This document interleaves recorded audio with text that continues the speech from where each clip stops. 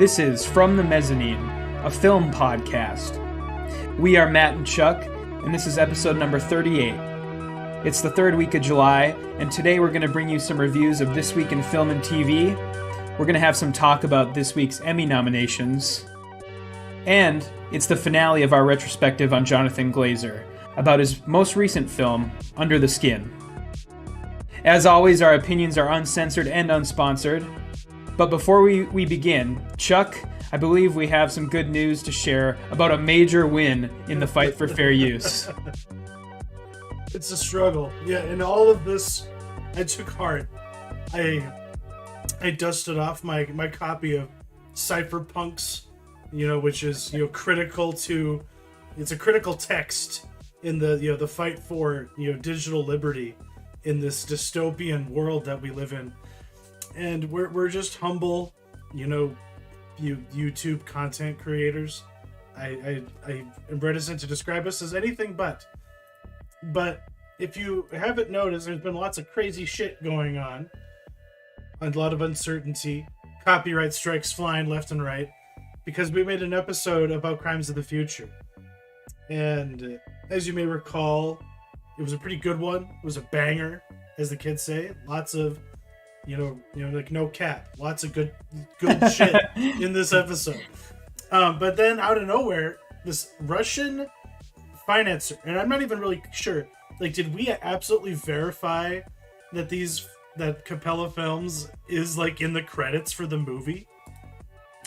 No, the only connection I could find is that on their website, on Capella Films' website, they list a bunch of companies that they represent or they work on behalf of, okay. And one of the companies was MK2, okay. Which is one of the many producers of Crimes of the Future. I see. Okay, so this is a truly Russian. It's a Matryoshka Russian nesting doll bullshit. You have the movie. I'm gesturing where the camera can't even see my hands. You have the movie. That's on the outside. And then the next layer in, you have MK2. Next layer in, you have Capella Films. Next layer in, you have something called Isola Dynamics. And that is the individual whose email was attached to the complaint. So I initially sent this guy 2 emails because they went after us for the initial video, and then I was just like, okay, fuck it. I will take the time. I will put a cheeky little graphic over the trailer so they can't claim that we did anything, because everything else in there is transformative. It's promotional stills that have been slapped together into a slideshow and then commented on, while we reviewed the movie. So fair use, motherfuckers, as far as the imagination can even stretch it. It doesn't even take that much to understand why that's fair use. But that got a copyright strike too. So I pondered it, spoke to my legal representation, and decided to file a counter notification on both of them. YouTube rejected the counter notification on the first one, which means somewhere along the lines the humans reviewed my filing and was like, hey, you probably don't have a fair use case, I guess is what they were going to allege. Just basically they were saying that they had a case to make. So if I filed it again, it would mean my ass if I went to court over it. But they accepted it and forwarded my counter notification to Maxim at Isola Dynamics in Russia. It's in Moscow. I know exactly where their offices are. I looked this shit up. Because that's how much this guy was starting to torment us. Because if we got hit any other time after that, legitimately or no, the whole account is gone. Yeah. So we've just been waiting it out. It's it takes 15 days, or 10 business days technically. And I just woke up one morning and I got an email from YouTube being like, hey, man, your shit's good. Your video's back up. Because they had that much time to file in court and then forward the paperwork to YouTube, indicating that they were gonna, sue me for copyright infringement in federal court, not state court, and federal court. Like this would have been like a big fucking deal if it was legitimate, but it obviously wasn't. Yeah. So the video's back up. You can see the edited one, but there's more to the story. Because that was all good, and I was riding high on that, most of the week, after that came through. But then we received a global block after the company behind RRRR, the Indian historical action martial arts blockbuster Gonzo thing that we both loved and were very, very much pumping the gas for. Like, we wanted this thing to get noticed. So their solution was to come after us and block that whole episode. No strike. They didn't go that as hard as, the Russians did, but they still went after us. So I just hit trim, and it just got rid of it. So you won't hear us talk about why that movie is so awesome, and that's their fucking detriment. And we will just move on with our fucking lives, because as I was telling Matt before the episode started here today, that episode number 33, cursed. It's fucking cursed. And I really want to leave it in the rearview mirror. I can't wait for the show to hit 40. Yeah, I wonder if the RRR thing has anything to do with the film's popularity, because probably it's gotten so big over the past couple months that I'm sure that they're just looking for, they're blocking anything and everything because they're so jumpy about people uploading the movie itself to YouTube, I would bet. So that's part of the problem with Netflix content. As soon as it's on the Netflix server, it is in the wild. Because all motherfucker has to do is open up OBS, hit stream, and boom. It's like, I've done it. It's there's nothing stopping you. You just have to run a certain codec, and you can have your video card, get through whatever the browser typically does. When it's because there is some kind of a DRM typically, but it can be circumvented quite easily. And as soon as that happens, it's in the wild. Every pirate stream site has it. Every torrent site has it. That's part of the reason why the industry was so reticent to get on the streaming train, as it were, because it took away their ability to control the monetization. And now you're at the mercy of being able to keep people subscribed, which is interesting industry talk that is maybe relevant in a different segment. But that's what's been going on. And we're sick to death of it. We're ready to move on with our lives. But definitely see the movies in question. Don't let the actions of these silly automatons get in the way of a good time. Which both of those movies are. They're both a really good time. But we had a parting question last week that I need to actually get up. But boom, there we go. And this came from you, Matt, yet again. I'm going to have to come up with one of these days. So you want me to go through it here? Yeah. So there's more to it, but that's just what I had on the graphic was that initial sentence. Okay. Is there anything a film can do to make you instantly dislike it? Yeah, and I was kind of coming at this question from, I've been seeing a lot of reviews for stuff, not specifically, but just in general, about people find, one thing that they don't like about something, and then they kind of throw the baby out with the bathwater, and just I fucking hate this now.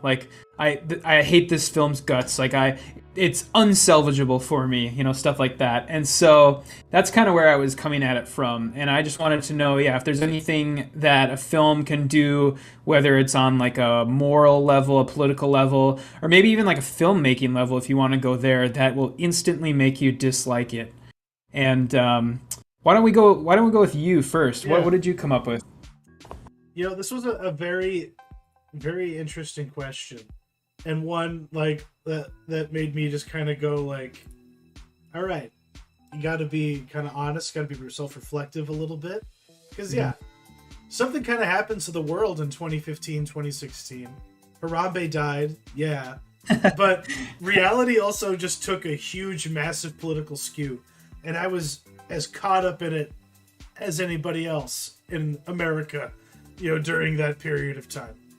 And it wasn't always to my detriment to avoid politicized content, because that's inherently what I was being driven away from.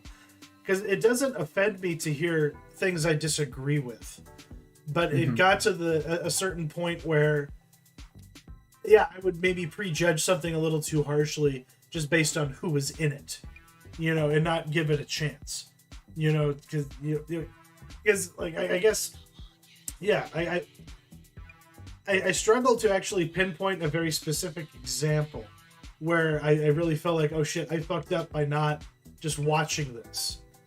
Because eventually I did just give everything a try, and with the exception of like late night comedy on TV or SNL.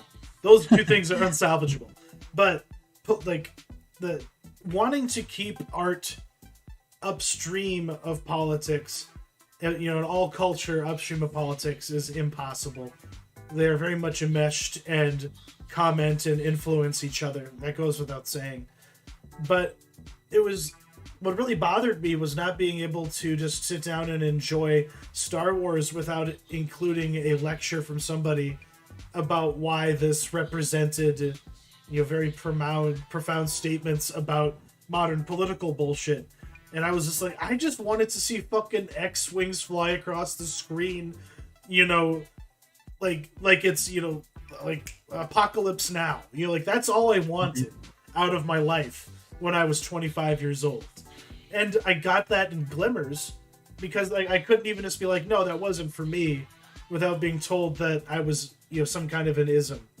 And that just kind of motivated me to do what James Rolfe did, with the Ghostbusters movie in 2016, and just not see it so that no one can bug you about your thoughts. And yet, unfortunately, it just made me retreat into things I liked too much. So and trying to not be that kind of a person, there I will say there still are things that will just make me go, okay, yeah, fuck this, I have no interest in hearing more from this. And it's any movie, doesn't matter what stripe or creed it's espousing, but it's any moment where they basically pause for clapter. And then I'm just like, I have nothing to gain from this, I'm out of here. And I think I'm not the only one. I think that might be representative of why people like such nasty and ironic things like the Adult Swim type, that talk show guy with Hannibal Buress. I can't remember the name of this guy who hosts. Oh, Eric Andre. People like Eric Andre and Tim and Eric. Like that kind of thing where it's just so cynical and nihilistic and ironic that that's the only way to process reality anymore is through their lens. But yeah, I thought a lot about your question, obviously, but to boil it down, I just really hate being pandered to, and I would rather just be treated genuinely, so for which is why I can go back and watch things that I never thought I would actually commit that time to, like The West Wing, or anything Aaron Sorkin has ever done. It's I have every reason to just think that man is kind of a hack, and think that a lot of what his worldview is pretty despicable. But he makes damn good fucking TV, man. And he write, you know what I mean? He eventually, you got to give in, I think, and just not be so beholden. And because I know a lot of people that, especially my family, they'd be hair trigger. Oh my God, there's gay shit in this. I'm paraphrasing. They're like, oh, the homosexual agendas in Finding Nemo. You can't watch the sequel. It's kind of like how my life was structured. But my cousin Bobby, to her credit, she is I believe she is some kind of gendered individual. I don't want to say the wrong thing because I forget exactly how she, classifies herself. But just as a 13-year-old girl, I made some comments about how, oh, Ellen DeGeneres is funny, but it's too bad she's a lesbian. And then my cousin was just like, what's wrong with her being a lesbian? That's the first time anyone had ever said something like that to me. So being closed-minded about Ellen DeGeneres is wrong. That's the moral of my story. So, okay. Yeah. Yeah, so I I guess I went decidedly more like moralistic with it, I guess. Yeah. I would really So I would really person. no. This is also, I mean, this could be, I could say is personal too, but this isn't, it doesn't really touch the political element of it. So I guess for me, it's when a movie or TV show tries to make you sympathize with a person that cheats on their partner. Oh! Good, and so, good for you. Good for you. And the reason why, I guess, I mean, to me, I don't know, I'm gonna get in the weeds a little bit here, but to me, people who cheat on their partner are probably some of the most like moralistically bankrupt people, I think, on the planet, because you know, I'm not talking about people in like an open relationship or people who have just started dating. I'm talking about like people in a committed, like agreed upon monogamous relationship, and then they go and they cheat on their partner. And so there's just so many steps that go into doing something like that, where you have to meet somebody, and then you have to like flirt with them, and then you have to find a place to meet, and then you have to, you know, you have to take all your clothes off and do all those things that lead to sex. And there's so many steps to it, and they're so deliberate that a person that goes through all of those steps and still lets sort of their carnal instincts take over common sense, or like the wishes of their person that they identify as their partner, is morally bankrupt to me. Yeah. Absolutely. And so when a TV show or film takes like the protagonist for the show and puts them in a cheating relationship or a love triangle, when they're supposed to be in a committed relationship or something like that, I find it so like distasteful. And it's happening more and more too. That's the thing, is, you know, it's kind of a sign of the times, where this is becoming more of a plot point as time's gone on, and it's in a lot of stuff nowadays. And I'm like, well, I don't like you anymore, because I think that supersedes every other positive characteristic that character could possibly have. The fact that they are like a cheater, because the example I'll give really quick, and then I'll kind of pass it off to you for comment, is in 2018 there was a show on Showtime called Patrick Melrose with Benedict Cumberbatch. It was a limited series. Yeah, I'm vaguely familiar with that. Yeah, his character was a kind of a despicable guy, but that was a part of his character, was that he was like a serial cheater. And I just had to give up on the show, because I was like, what am I getting out of this? Like, I hate this guy. Like, I hate his guts. But he's not compelling otherwise. Like, he isn't, this isn't a thing where it's like, this guy is so evil that he's compelling. It's more of a thing like, this show really wants me to like this guy and think he's cool, but he's just not. So okay, so just because you're butting off of Patrick Melrose, because I missed that boat completely, but I'm just reminded of Californication, because there was a time where that serial man baby, you know, gigolo playboy sort of deadbeat character was cool, at least for Californication's sake, and some others, I guess you could say, because just in general, infidelity is just a stock go-to storyline, but it always has been. But now, it goes deeper. I think of that one really fucked up, despicable show, The Teacher. You know, that basically is just like holds your hand and says, "This is why it makes sense for this adult to fuck this kid." You know, like, this is why, like, you should think that this is. It almost had like a girl power vibe, like a Yas Queen vibe. Like, until, to its credit, a character is like, you know, the truth is revealed in the most like benign and like innocent way. But that character's response isn't just like, "Oh, good for you, hun," which a lot of shows seem to do otherwise.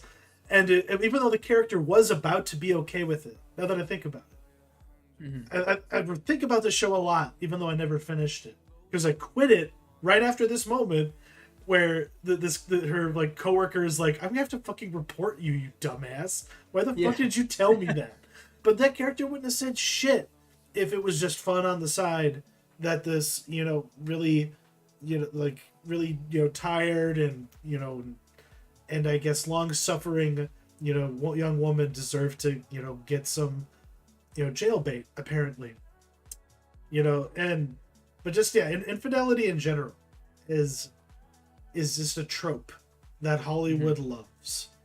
But it gets even stranger when they're, I don't know, it's like just highlighting obscure lifestyles, like open relationships or, light cuckoldry. That was just like a stock, like culture feature of the week for like shows like a Terriers on FX, and whatnot. But now it's like, oh no, we need to actually kind of, give these relationships and their philosophies their due. There is some moral relativism at play, as there always is. And yeah, it is very prevalent. Like, I was bitching about For All Mankind recently, because as soon as I saw that little twink show up at the outpost on For All Mankind in season 2, I'm being unkind. He's a fine young man, but I hate his character because he only exists in the show at all right now to fuck another guy's wife, and it's the actually the mother of his dead friend, and it's just so icky and gross. But they did it, and as soon as that character showed up and I saw their dynamic, I knew what was coming, and I hated it. And I will confess, I skipped over every single one of those sequences, not because I didn't want to see something salacious, but it just annoyed the fuck out of me. That it was so telegraphed and boring. Like, you could do better than this. There's other moral quandaries to put characters through, rather than, oh, should I cheat on my spouse or not? But that's, yeah.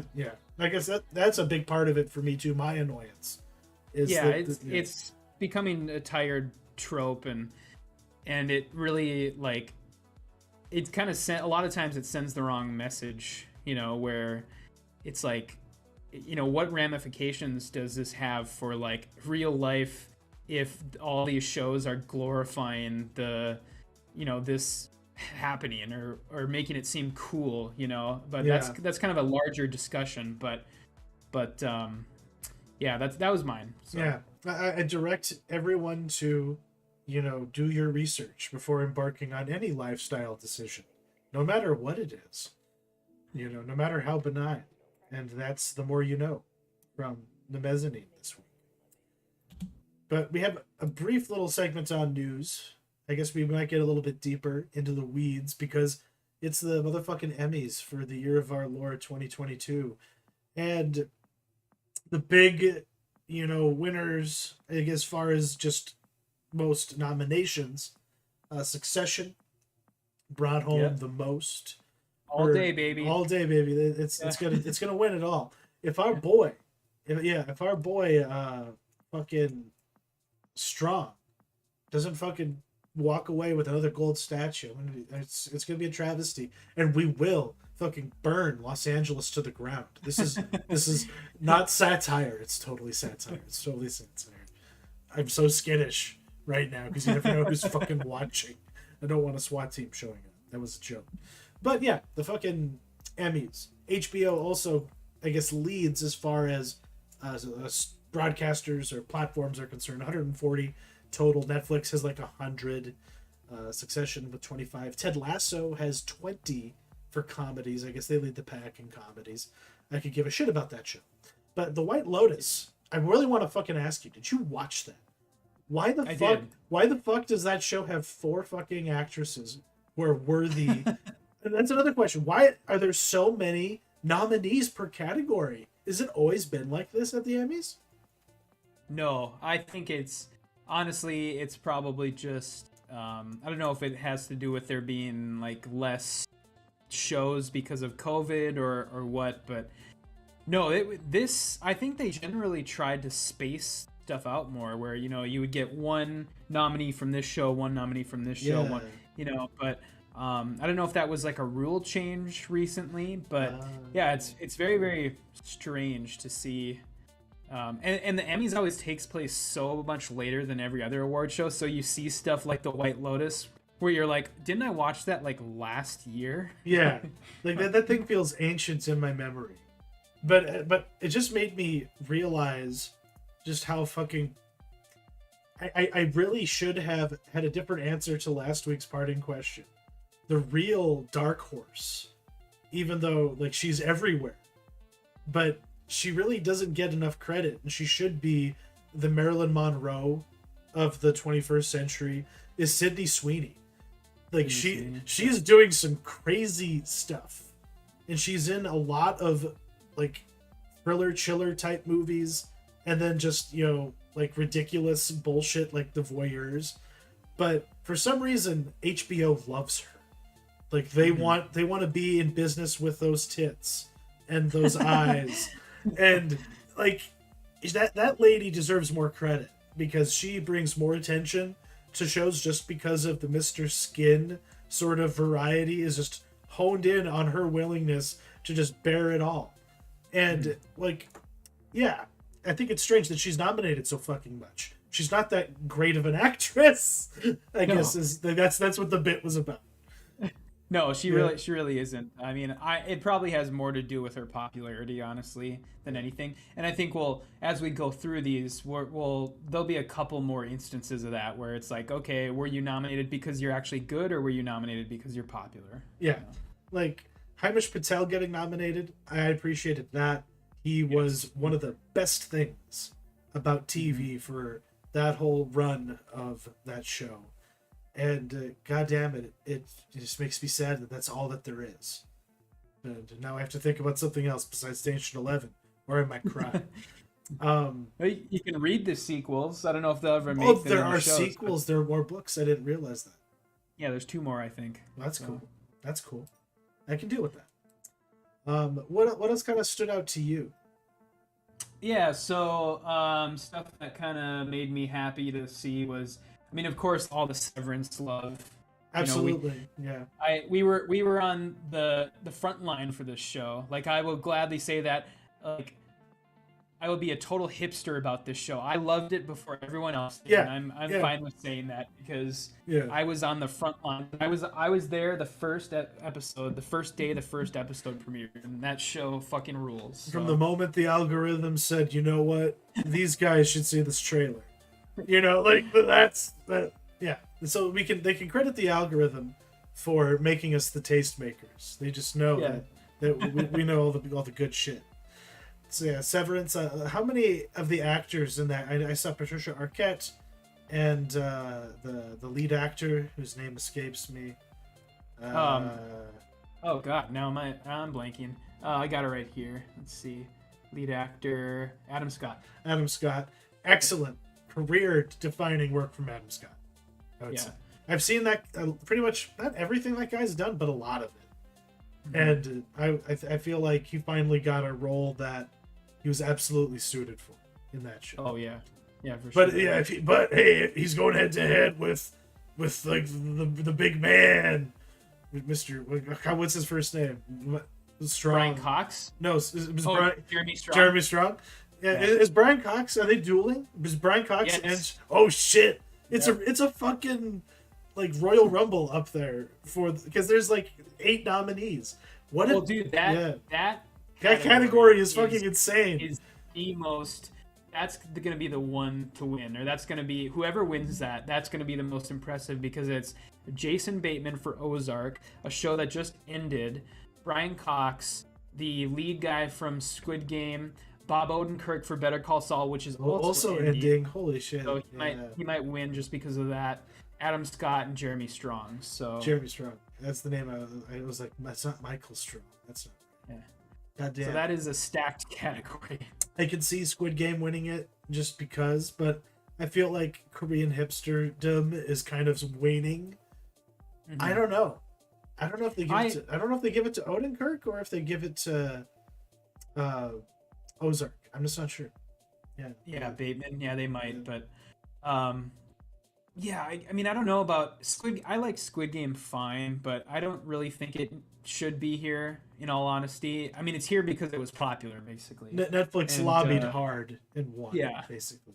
It's diversity points, for lack of a better way to So describe it. yeah, I mean it's because it's all over. I mean it's nominated. I think it's mostly nominated for acting stuff. But yeah, I don't see it pulling out the win. I think that particular acting category is going to be between Odenkirk and Strong Yeah. probably. God damn. I have to rewatch season 3 again because the first half of that season has such a different tone and Yeah. like delivery than the back end. So by the time you get to like the final moments when like the knife is finally getting twisted in, it's one of the most magical experiences. I need to relive that. I need to even though it gets a little trying, but that show is still the best show on TV. Sorry, Oh, for Severance. sure. Succession still is the best. Yeah, for sure. And then, yeah, I mean, the other stuff, I mean, I'm glad that Yellow Jackets got some love, mostly in the acting category also. Those ladies deserve something. They do. They really Yeah. do. Yeah. Young and old. That's the question. Like, I guess I didn't notice. Was there any crossover? Did any of the younger versions get nominated alongside their elder Oh, counterpart? they didn't, and that I was gonna bring that up. That's kind of that kind of sucks because I think in a lot of cases the younger versions are the better actress. Yeah. Like Yeah. The younger Nat. Even younger. I can't remember all these characters' names. The one that is the psycho, the one that cuts people's legs off in the basement. oh yeah, Christina Ricci's Christina character. Ricci's, Yeah. yeah, the counterpart, the younger one. I think the actress's name is like Quigley, if I believe. Yeah, Yeah, that she's sounds right. cute as a button and utterly terrifying. And I can't wait to actually see them start eating each other on that show. And then let's see, I'm trying to think of what else did I have on here. Okay, so I want to say one of the things that I think is the biggest snubs is Rhea Seehorn got nominated, but she got nominated for supporting actress, and she totally deserves to be in lead actress because she is like the second lead of Better Call Saul. She has Yeah. just as much screen time as Bob Odenkirk, and I totally think she deserves to win.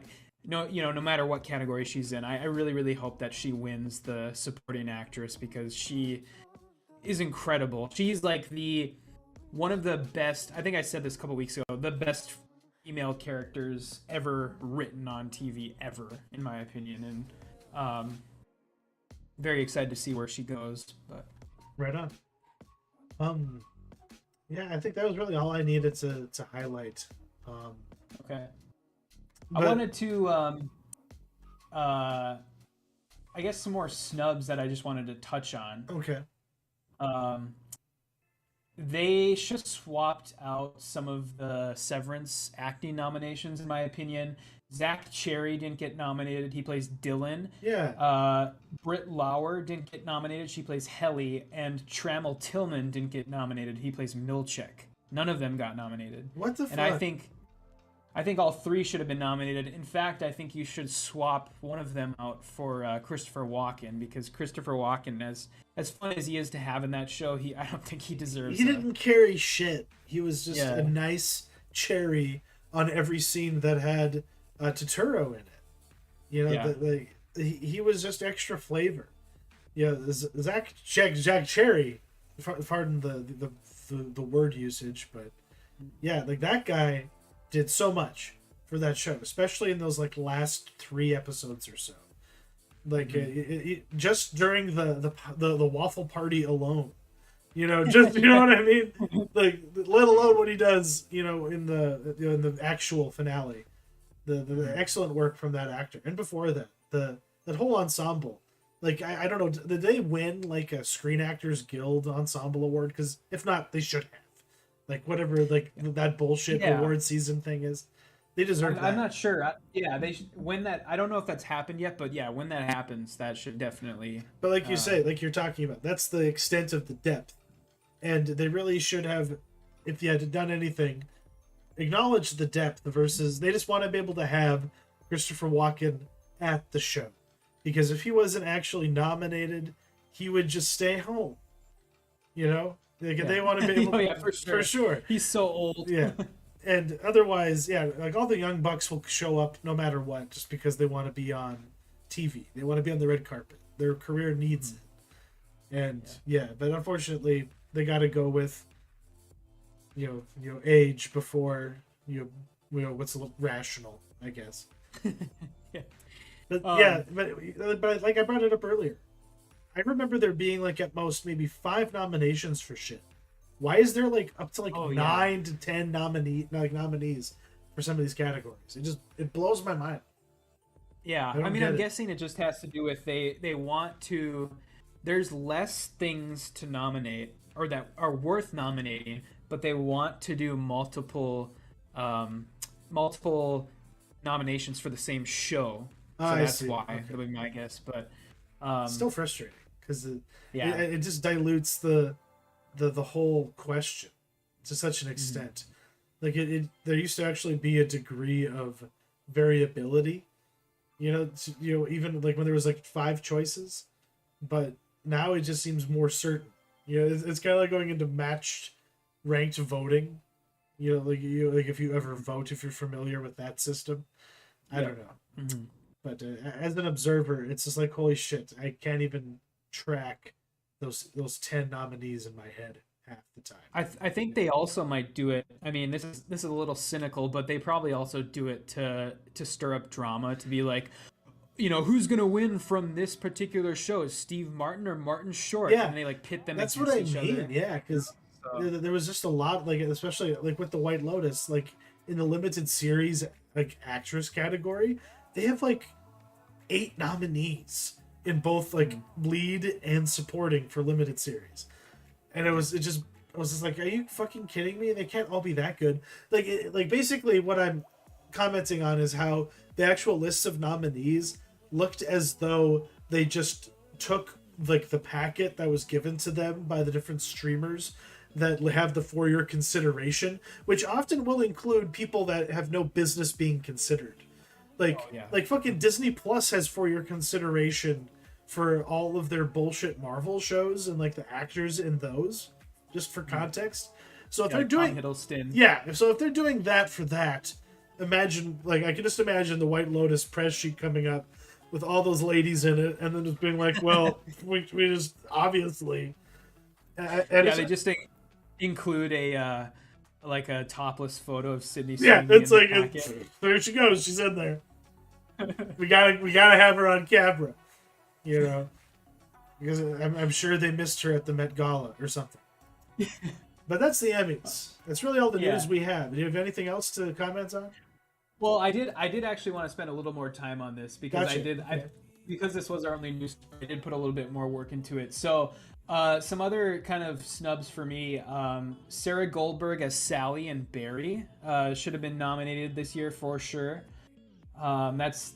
She plays Barry's girlfriend. David Wilmot, he plays Clark in Station 11. He's the redhead guy.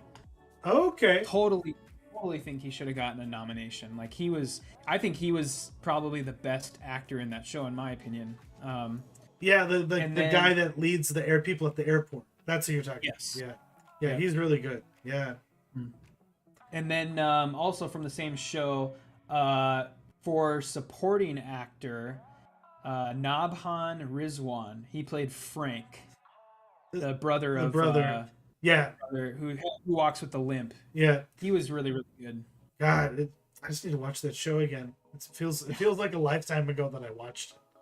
What was that? Yeah, that show it gets better the further we get from it. I feel like that's kind of how I felt about it. Like with age, it kind of gets better. Especially like now that certain things that are happening are and like aren't. You know what I mean? Like the things aren't so fantastical. There isn't there isn't someone in space. You know what I mean? It's all just there's no like sci-fi bent to the show. and that's reassuring. It's just people's fever dreams as they die. Existentialism. And then I guess the last things, I would have liked to seen a nomination for Reservation Dogs. I still really, really like that show. The Hulu show for Best Comedy Series. Yeah, that one was awesome. All sorts of trash gets in there. Like, oh yeah, those shows are just like, because I think there's let me look at it here, like Abbott Elementary. Yeah, never heard of it. That's some like, it's a throwaway ABC show. It's basically The Office, but it's set in an elementary school with a bunch of teachers instead of in the office. So I would have liked to have seen that, but and then I guess the last thing I wanted to say was fuck anybody, because I've been paying attention to the conversation around the Emmy noms this week, and fuck anyone who thought that Yellowstone, This Is Us, and Blackish deserve to get nominated, because none of those shows deserved it. And there's so much dumbass, like trite, banal conversation surrounding those three shows about people who are like, these totally deserve to get nominated, and it's like, no, they didn't. Like, fuck off. Like, no, they did not. So that's kind of where I stand on that. But like, what's the redhead actress in Yellowstone? Don't you get to see her? You see her naked in like a horse trough at some point. Isn't that worth it? Kelly Riley. Isn't that worth at least a consideration from you, Matt? Well, no. That's the thing, is it's like a Spike TV show or whatever that network's called now, Paramount Network. Paramount, they call it these days. Formerly Spike, formerly the man, like the guy. Or what was it? Was like the Man Network? Or, yeah, it was Spike the Man. I think that was like the National Network. Before that, like TNN, because it used to TNN. Yeah. But that's the thing, is it's on just like regular cable. Okay, so it can't be that spicy. Yeah, they can't show anything except for like the top half of an ass crack, basically. Oh, that's all a man needs. At least that's all a boy needed back in 1997, in the dawn of the internet. But yeah, they are September 12th, so I'm sure we will talk about them again after they air. It'll be interesting to see, because here's a question that we hadn't kind of gone in the direction of: are they even going to bother making this a show? Is this going to be like a television event again, or is this just another thing that everyone will sit back and look at and just be like, oh my god, why did we waste our lives on this? This is the worst. Like kind of like how the is the reaction going to be, wow, I'm so glad we spent so much time on this, or is it going to go in a different direction? I mean, the Emmys has a little bit more credibility, because I mean, I think for a lot of people the Emmys are seen as like the television version of the Oscars. So they're not as like laughed at as the Golden Globes, and there's a little bit more reverence towards them. So I mean, it's going to be the same thing that happens every year, where people are going to watch them, but they're going to be like, this is so long and this is so dumb, and they're going to complain about it while they're watching it. And it's like, well, then don't watch it, you fucker. Amen to that. Because that's what I did. I stopped watching these things. It stopped being interesting to me. It just became torturous. And I'm gonna watch them, because I'm sure that the producers of the Emmys are sitting backstage, rubbing their hands together, devising some sort of Will Smith slap scheme that they can cook up in order to get the... Do you think so? That's really sad. But it's inevitable, I bet there's though. something, yeah. Or they're going to do something like that. Even they're gonna... If it's not the producers, there's probably just some individuals in the crowd thinking of things that they could do. Oh yeah, for sure, yeah. Or some sort of they're gonna do some sort of stunt to try and get viewers. Absolutely. Like Ricky Gervais host, or have like Dave Chappelle host, or something like that. That'd be so spicy. If they had Gervais and Chappelle on stage at the same time, that would melt that would be like the singularity that pulls all of reality through it like a ribbon. Like, would be getting those two on stage together at the same time. Yeah, I think Twitter would just cease to exist. There would be a literal mob on on the Crypto Center or wherever this is going to be, filmed at. I'm not sure where. Yeah, but that's the Emmys. Something that is a byproduct of the post-COVID world is the embargo on the space between theatrical releases and a home video format is getting blurrier and blurrier. It's getting shorter and shorter because it feels like Bob's Burgers was just in theaters like 2 seconds ago. But I guess that was a few weeks ago. But it's finally on Hulu. And I got to see this kind of broken up in pieces. You know, life is kind of hectic and crazy when you live with a puppy and a toddler, you know, and life is hard. And that's exactly the whole message of Bob's Burgers. The Bob's Burgers movie. Life is hard, but you try anyway and you love your family, and eventually everything works out, especially if you sing a song and do a dance and don't be afraid about losing your bunny ears. That's my vague kind of setup. I'm going to just be brief and vague because this should not have been in theaters. There is some obvious production enhancements that is reminiscent of like the Simpsons movie, how good that looked compared to what the Simpsons was before it. And even the jump between like season 1 of Futurama and like the final season of Futurama. As far as animation goes, especially in the Fox adult animation sort of vein, this just kind of looks like something that should have stayed on a small screen. I didn't feel like I missed a dang thing seeing this at home. This is just a really long, really well done episode of the show, but it is just rehashing and redoing a lot of the like larger plot points as far as like who the antagonists are and what's going on. But there is some interesting, exploration of the characters themselves, some, maturation and emotional depth for everybody involved. Because the basic setup is, it works as just a singular thing.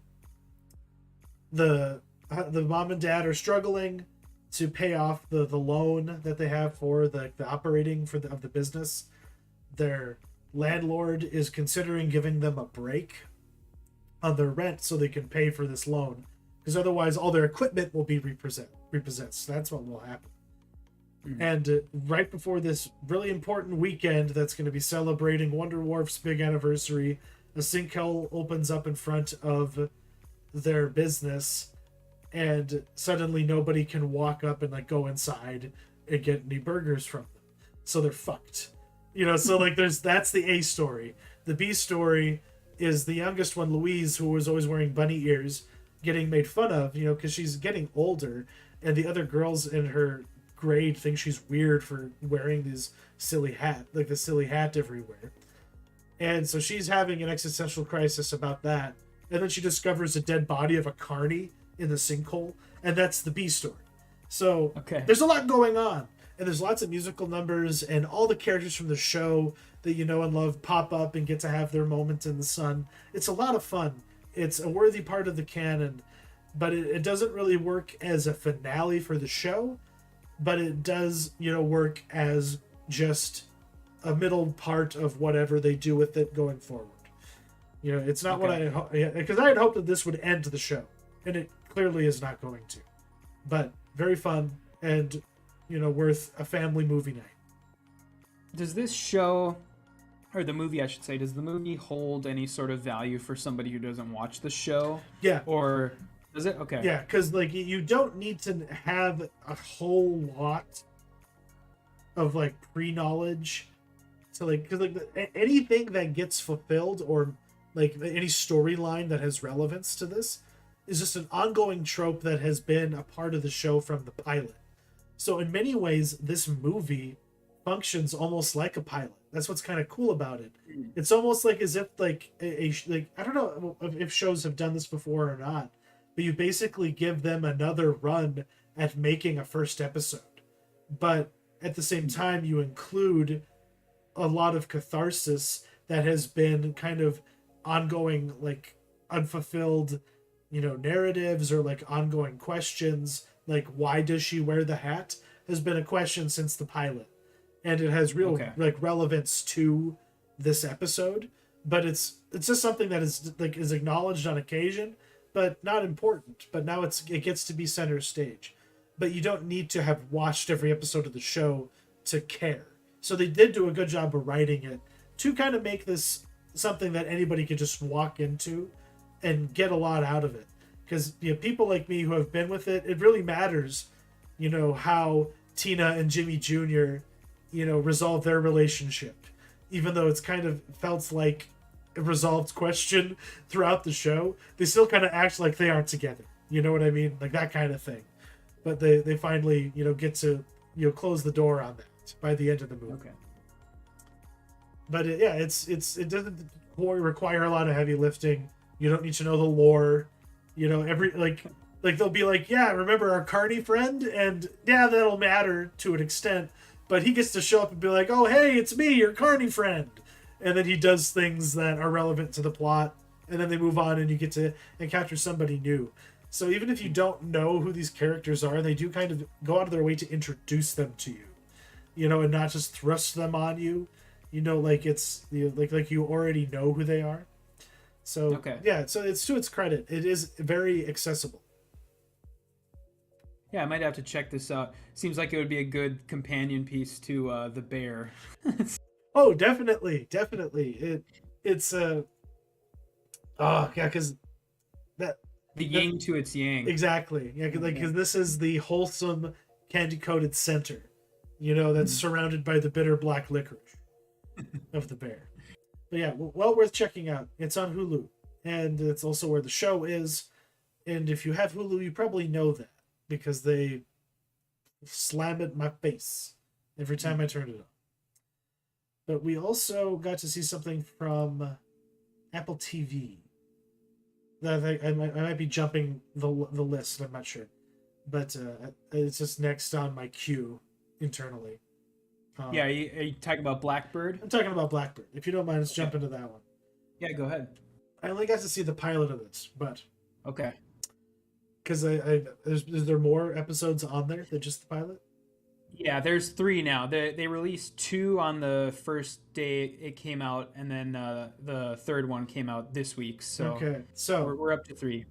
Before we talk about this show, I have to bitch about Apple TV Plus because I watch it on my computer sometimes. I don't have a problem with the app, like on like my TV or even on my phone, but on my computer, if I just open up my browser and I attempt to watch anything on there, it'll play the pre-roll. It'll do the trailer for an Apple TV show. It'll play the previously on. It may even play the opening credits, and then the episode itself will just go away and an error message will pop up. And I did some research. Oh. Yeah.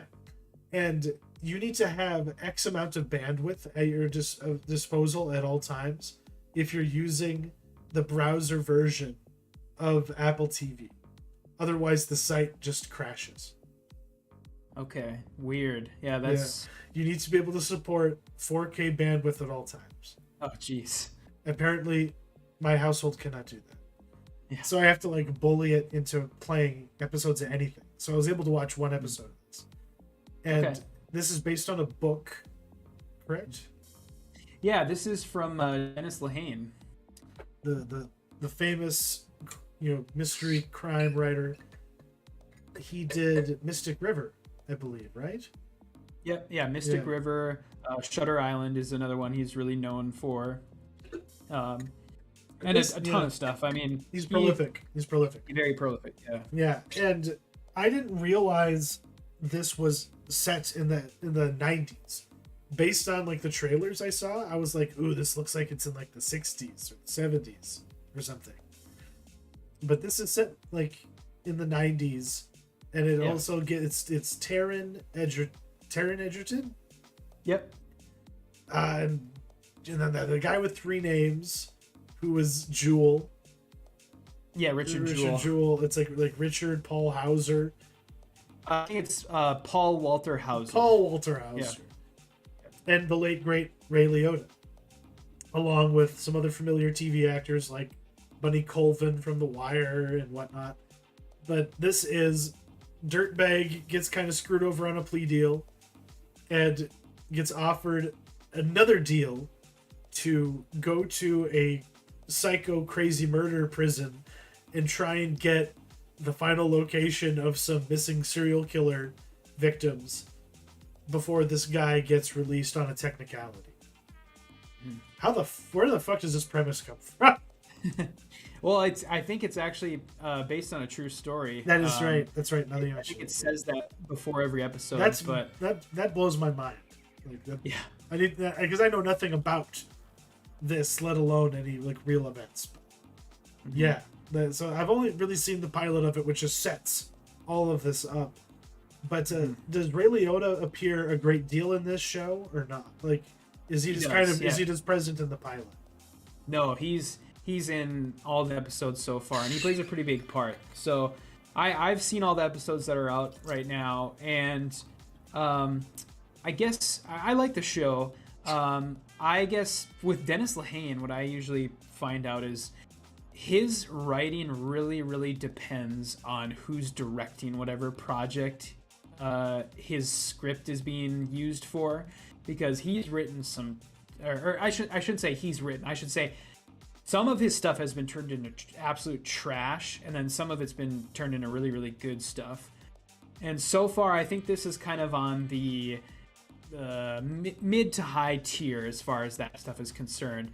If you're gonna keep watching the show, I would say give it till the end of the third episode, because the third episode introduces some really, really much needed drama to the show, where they start a subplot with Taron Egerton and his relationship to like an Italian mob boss who's in the prison also. Interesting. Okay. And the show, after the second episode, I think the second episode is probably the worst of the three that are out so far, and it really needed like some drama injected in the show, and the third episode really does that well. And it also involves Taron Egerton with a corrupt prison guard too. Okay. So, does the flashback involving Greg Kinnear as a homicide detective, does that return? Yes, yeah, he's kind of the mainstay, or he's in the show quite a bit. I mean, I would hesitate to say that he's probably like the second lead of the show with Taron Egerton, and gotcha. So he comes back, and the other two cops, one of them is the guy from The Staircase, the prosecutor guy from The Staircase, the southern prosecutor who works with Parker Posey's character in The Staircase. He's one of those guys. I can't recall his name, but he's in everything. He might be related to. Oh god damn! I can't recall. I can't make the reference, but he looks like he's somebody's brother. Like he could be a Bridges, but he's not a Bridges. You know what I mean? Yeah. But yeah, I mean, this, I don't know. What did you think of the pilot? It was pretty solid up to a point. I was kind of disinterested in the beginning, but like once Ray Liotta showed up, and and you got to see just like the mechanism of how he was being screwed with and how he was going to be motivated to go along with it.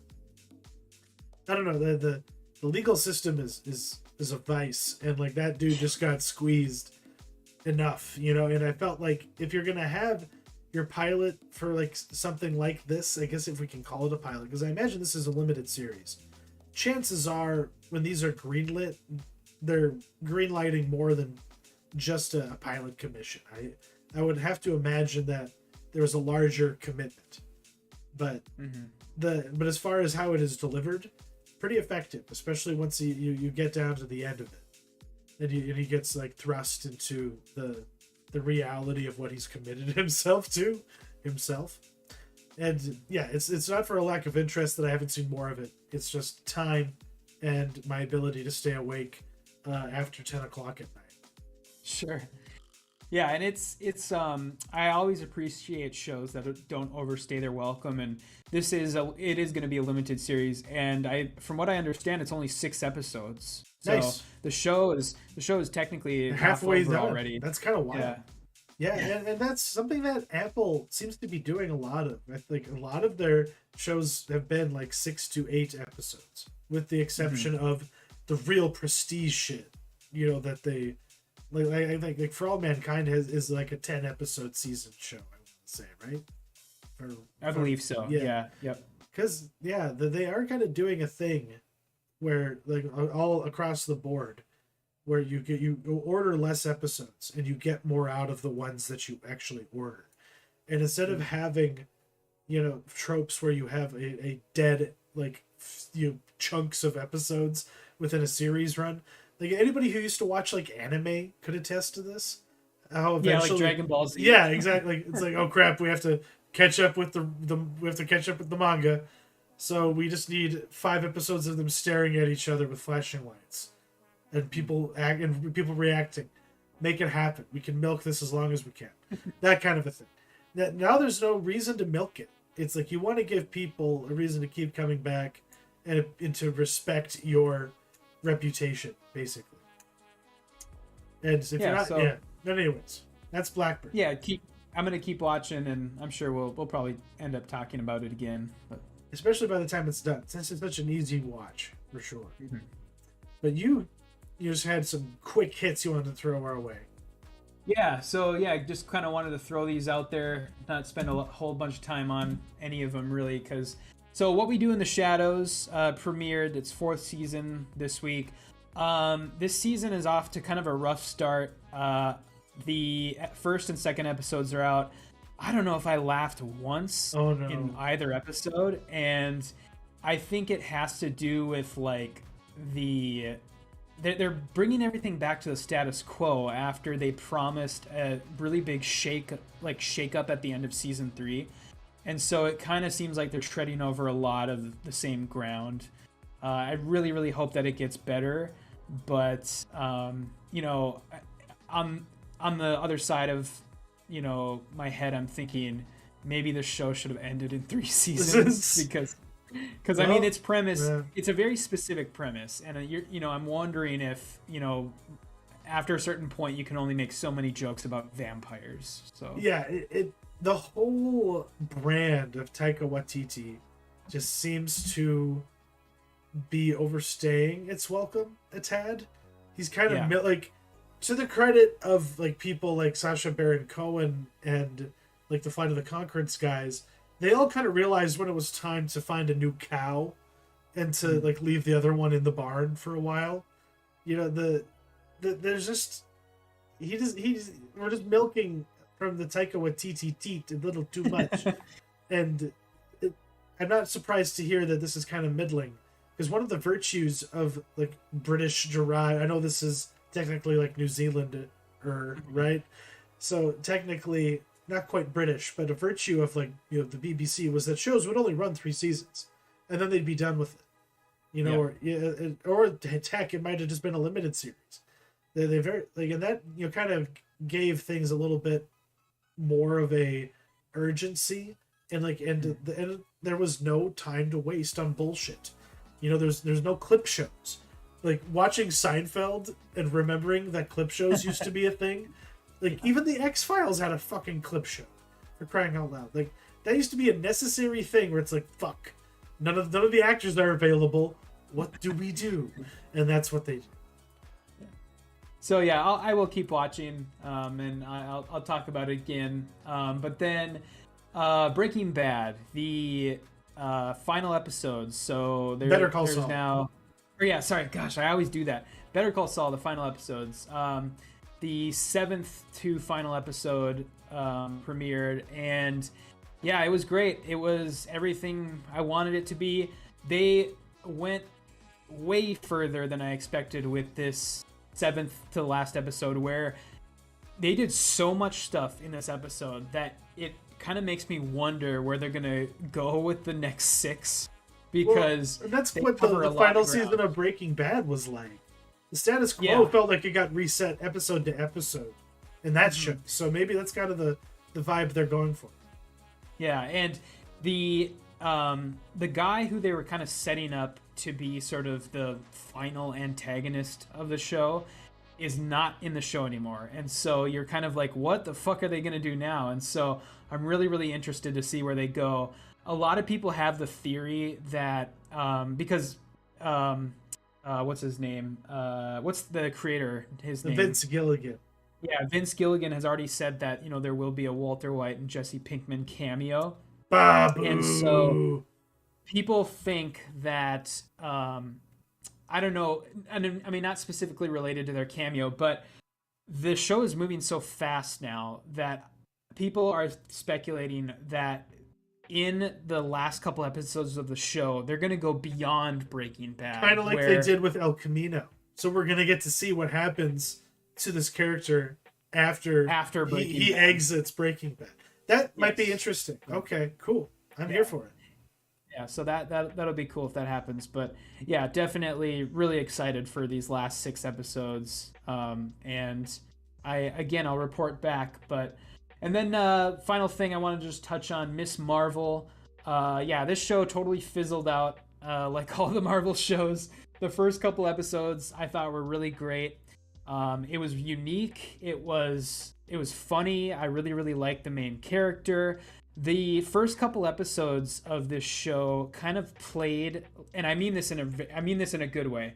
They played like a higher budget, higher quality version of a Disney Channel original movie. Oh shit! So that's like the first couple episodes, and then it just took a turn into typical like Marvel territory with the last like 3, where it's like, we're gonna suddenly everything becomes world ending, and we're gonna do all this CGI fuckery, and it's going to look bad, and all the action scenes are gonna be poorly choreographed, and there's suddenly like world ending stakes, and then we're gonna cut to dumb after credit scene that ties it to everything else in the Marvel universe. Does Captain Marvel show up? Spoil it for me. Yes. Yep. Good. Yep, she does. And so yeah, it really, really fizzled out, and which is kind of a shame because I really liked the first couple episodes, and I think that the character is genuinely good, and this girl, she's getting a lot of shit online, and I really feel bad for her. Yeah, that's unnecessary. Yeah, I think she's a really, really good actress, and this is like her first role ever, and I look forward to whatever she does now, just to see her on the screen again. Mm-hmm. But I can't recommend the show though. I can't recommend the show. So. Well, that's just another L for Disney Marvel. It's sad but true. Mm-hmm. It just reminds me of something that I forgot to add to the news section. I'll have to think about it. Bring it up another time. Because you have to talk to me about why I should rather think about Big Brother. What the fuck is up with that? Yeah, so Big Brother is like the only reality show I watch, and I like it because it's one of the oldest reality shows out there, and it boils it down. It doesn't overcomplicate things. It boils it down to being able to combine like a really, really good like social skills with like being good at like competitions, like Survivor type competitions. And if people don't know the premise, I mean, I don't know how you don't at this point. It's been around for like 20 years, but exactly. 18 people go into a house and they can't leave the house for 3 months, and they all live with each other. They don't know each other beforehand, and each week a person gets voted out of the house. So it all plays very much like Lord of the Flies type, like people ganging up on other people, forming alliances. You have to like manage, you have to manage all this social stuff, like who you're lying to, who you're promising certain stuff to. It's really, really interesting. And then on top of that, it's the thing about Big Brother is it does live feeds, which I don't know if a lot of people even know about. But see, okay, that's relevant. That's okay. Yeah. It so on Paramount Plus, the show has 24/7 live feeds of the house where you can go on Paramount Plus, and there's like 50 cameras scattered throughout the house that you can watch any time of the day, 24/7. You can watch what's happening in that house, and that makes it really interesting because if you are a live feed watcher, you know what is actually going on in the house, despite CBS's edits of the show. When they put episodes on CBS, so you get the real shit. It's like Yeah, you having get the it's like having the dash cam footage of an event, or like the body cam footage of an event, and then having the TMZ chop up of it. exactly. Yeah. Oh my god, that's interesting. Because episodes of Big Brother, when they play on CBS, during prime time, 7 p.m., they edit things, and they will edit people to get good edits and bad edits and villain edits and hero edits, and to make certain people look bad, but you get the real shit when you watch the feed. So that's really interesting to see kind of how they do that. And dude, see, like, that's the, do you remember talking about, like, We Live in Public? Yes, yeah. Yeah, like, yeah, you were telling me about that last week. Yeah, like, that's all I can think about, is that through like the through line of that. It's like, that's what Big Brother did. It's like they took the destruction of privacy and making it into a game show. Yeah, exactly. So it's crazy too, because I mean, obviously sometimes some of the stuff that they catch on the live feeds is stuff that CBS would rather people not see, because they've gotten into hot water in the past for everything from people saying like racial slurs to people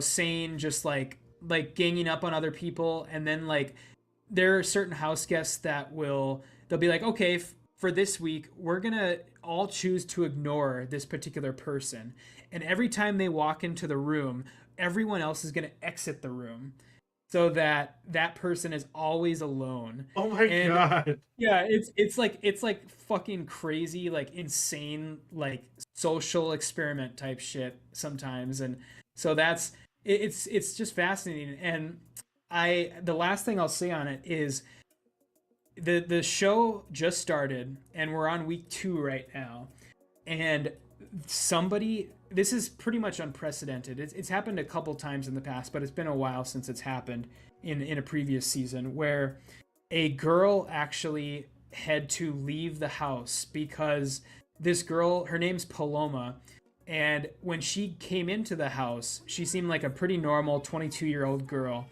And over the previous 2 weeks, she essentially like wasn't able to sleep in the house, and she has basically, through like sleep deprivation and then being off like her meds, whatever meds she's on in real life, she started to think that the house was a simulation and that she needed to break out of the simulation. Like, she thought everything was fake.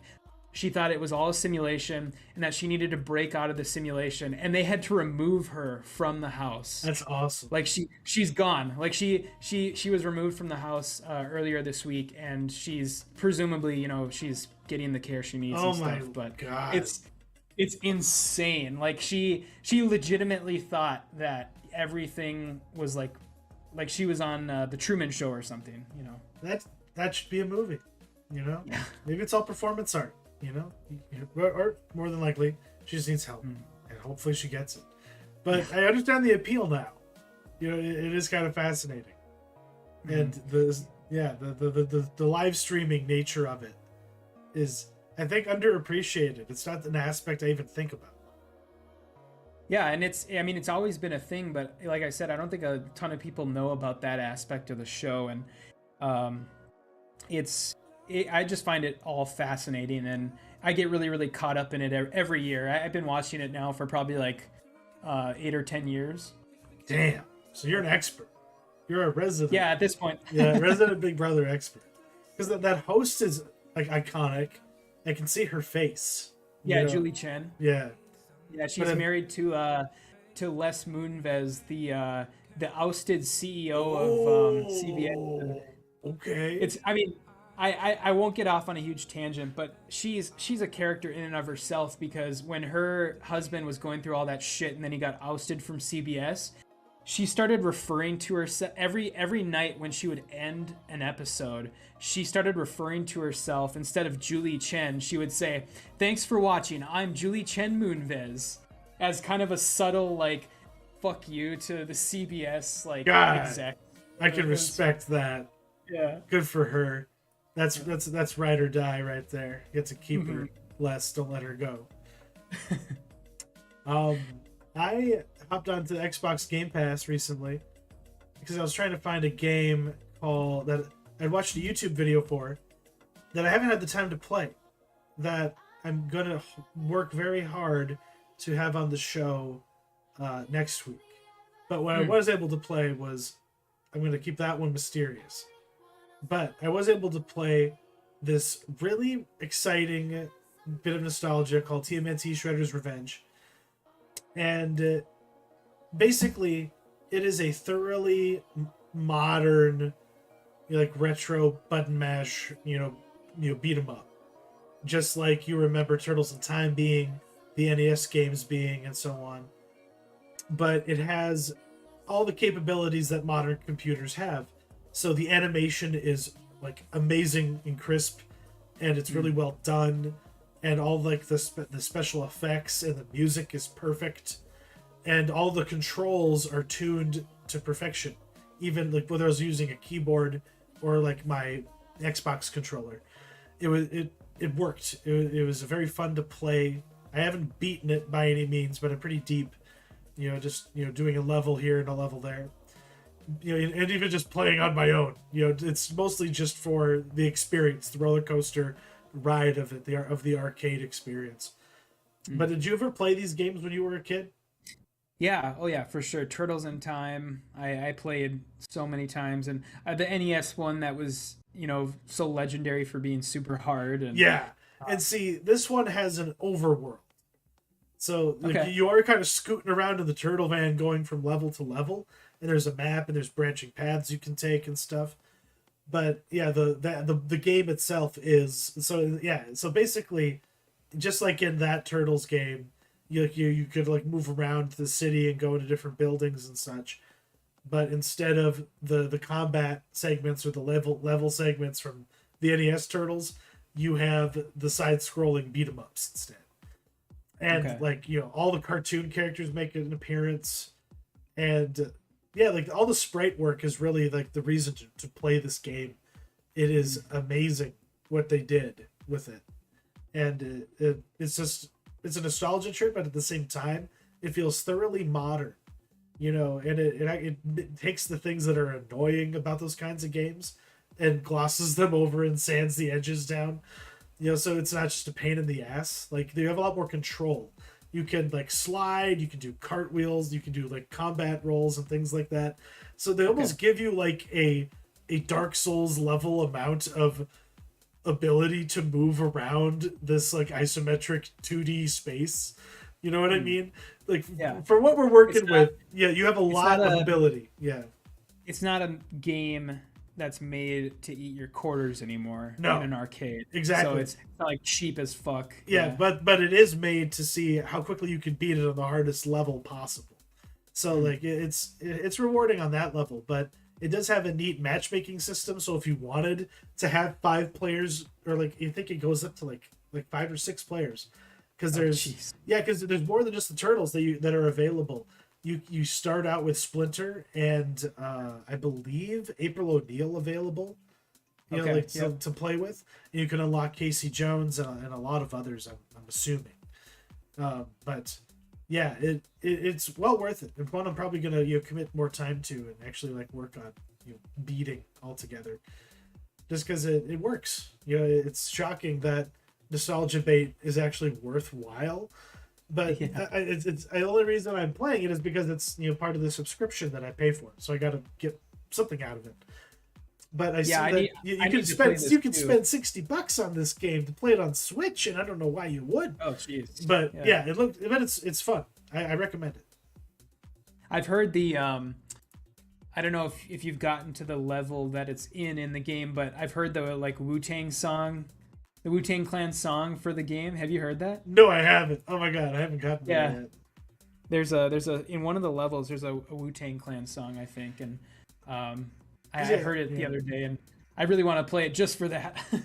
Because there are like challenges to like try and beat levels without damage, and like Okay. avoid certain hazards. So there's probably a lot I could be like honing level to Mm-hmm. level, but I'm just trying to get through it and enjoy it when I can. Mm-hmm. And yeah, but I can't imagine paying $60 for this. but it's neat that they made it. It's reminiscent of like a Streets of Rage 4, which is a recent Oh yeah. it's of that quality because like it's but somehow better because it's the Turtles IP circa the 90s, like the cartoon, and it's like what if they just never stopped making those games? Is basically the premise, and I recommend it. But that kind of wraps it up for the all of the other shit because we're really here to talk about Jonathan Glazer's third film, The Peerless, Under the Skin. A film that lives in infamy and in at the same time it is also underappreciated and isn't really considered a great deal, even by the young heads out there in cinema. Even though this is the most Kino shit ever, kids. If you haven't fucking watched this movie, do yourself a favor and watch it. That's basically how I will begin this segment. What do you have to say right off the bat, Matt? Yeah, we'll just get a couple of sort of facts out of the way. Released in 2013 in the UK, released in 2014 in England. The film's written by Glazer, Walter Campbell, who has no other credits, and then Milo Attica, who goes uncredited. He was the co-writer on Birth. And then it's loosely based on the book by Michael Faber. Score by Micah Levi, their first score, but they also did Jackie and Zola more recently. And cinematography by Daniel Landon from 48-4-inch chest fame. There's the connection there from for Jonathan Glazer. So, that's Sexy Beast, right? Yeah. Yeah, the same guy who wrote Sexy Beast wrote that. Right. So, and then the film currently has an 84% critic rating, 55% audience rating on Rotten Tomatoes. One of the more divisive titles on there as far as that's concerned. Yeah. And then an 80% on Metacritic.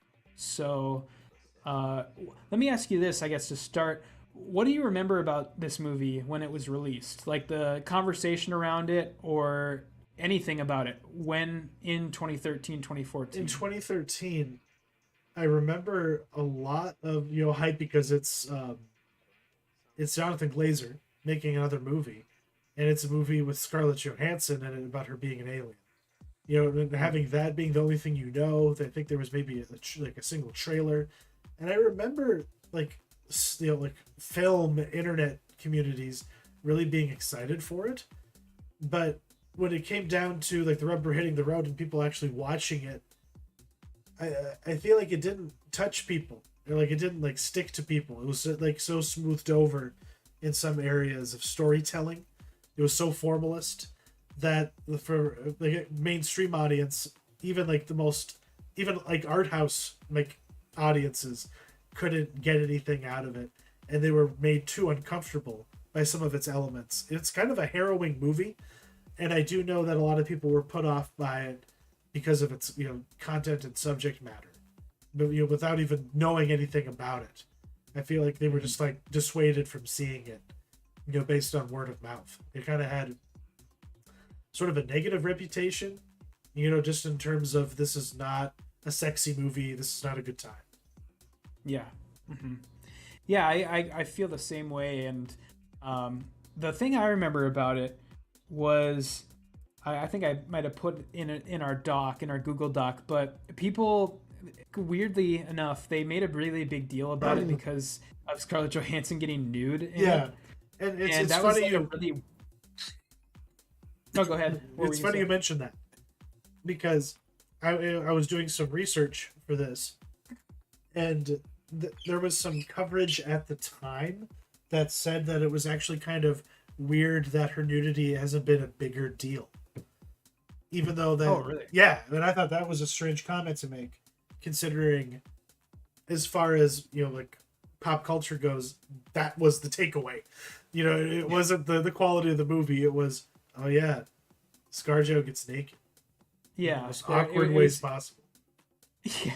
And it's such a strange movie for people to get excited about for that reason too, because it's not that type of movie. But And then the other thing I remember was, I don't know if you recall this, but there was a really big conversation at the time about the usage of hidden cameras Yeah, with this because movie. that was an aspect of this movie I had forgot, because like they went out of their way to hire non-actors when they needed to cast somebody.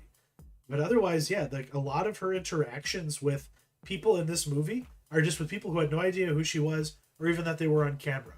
They signed releases after the fact, as far as I understand it. Yeah. Yeah. And so, yeah, there was a lot of conversation about that, about sort of the that being ethical or not. And well, I guess I'll touch on it a little bit later, a little bit more as far as that aspect goes. But top level thoughts. I guess I looked back on my Facebook history. Oh, 'Cause this is fascinating. Okay. In 2019, I made a favorite films of the decade list from 2010 to 2019, and I had ranked this movie as my 10th favorite of the last decade. Okay. So that's kind of where I stand on it. I obviously really, really enjoy it. And now that I've seen it for only my second time, I feel like my interpretations of some of the film's events has significantly been altered. Okay. And that's kind of where I'll leave it right now. But yeah, what about you? Top level thoughts? I'm in the same boat. Like, I almost feel like I wasn't seeing the movie properly at the time when I saw it in the past. But I watching it this time, it crystallized and slid together, and it was, I don't know, like the mechanisms and the text of the movie was more apparent to me, because this movie has no text in it. You know, like in terms of dialogue, no exposition. It's all visual. Like there's a haunting shot that I need to scrub for that is relevant to, I think, you know, like one comment you made. Went back too far. Like, you know, on the document, but I don't remember ever seeing this shot in any time I've seen this movie. It was in the beginning, like after this sequence where you can basically see planets in formation, and you hear all those sounds, and then it turns into a human eye. You know, in the beginning of the you know the film, you know, you see her like leave the building that they operate out of, and I don't remember ever seeing the shot of the building itself where you see those like lights flashing above it. Oh, Yeah, like the flying saucers, basically. Yeah, I don't remember ever seeing that, and like that totally changed how I viewed the movie. Yeah, because after that you just see her, you know, trained, you know, learning how to be human, figuring out how she's gonna, you know, fulfill her task. It's this shot right here. Yeah. I just don't remember ever seeing it, but I found myself doing that constantly during this, you know, the viewing in preparation of this, and just realizing, holy shit, it's like it's like, this is not just Mandela effect. You just smoked too much weed as a young man. And you don't remember anything from 2013. But this movie, you know, holds up, and what it, yeah, and like in certain sequences, you know, become like, it's all just, you're just learning how these aliens operate in a visual way. And like, it's all visual exposition, like throughout it. Like, there's such a commitment to not having any character explain anything, that in a fashion that doesn't involve like Scottish gibberish. You know what I mean? Like, the only time other characters are actually talking about anything, you have to have subtitles to know what the fuck they're saying. Yeah, but it's very much a movie that lives by the mantra, show don't tell. Yeah, you know, to an extreme. Like, yeah. So on that level, it's a hard watch. Let alone in subject matter. But in talking about the like cinematography, and in some instances the lack of it, because sometimes the camera just is stuck still, just shooting a singular moment without any movement whatsoever for prolonged periods of time. It's like a Bella Tarr movie, you know, like, you know, especially like on the beach sequence.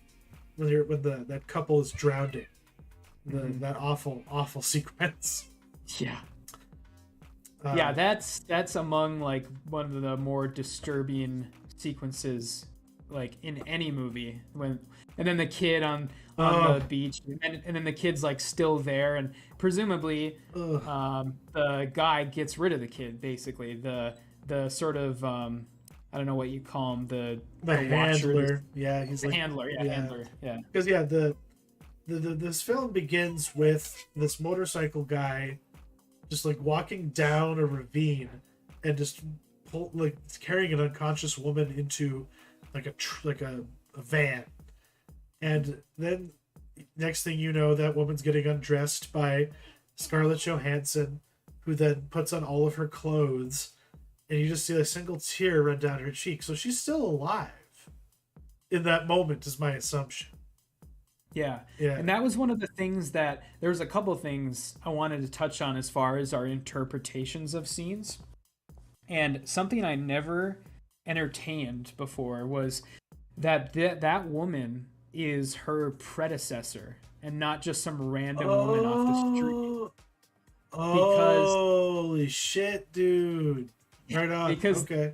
they look I mean there's only kind of tangential evidence to support that but the main thing is they look alike the woman and Scarlett Johansson the black hair they're both white women they're both the same sort of Yeah, physique the and clothes so fit perfectly. close fit Yeah. yep and so that was I never entertained that idea before I always thought it was just some random person that guy got off the street Yeah, but same. um But that's I you think know you're maybe right on there. that yeah, that it's her predecessor, and basic. If you want to take it one step further, the reason why she's being replaced is because she was becoming more like a human. The predecessor was, and so the handler had decided he needed to get rid of her and replace her, and that's why the Yeah. tears going down Yeah. her cheek because she's sort of mourning the fact that she never got to be human or Yeah. something. No, that is right on. I would say that rings really true to me.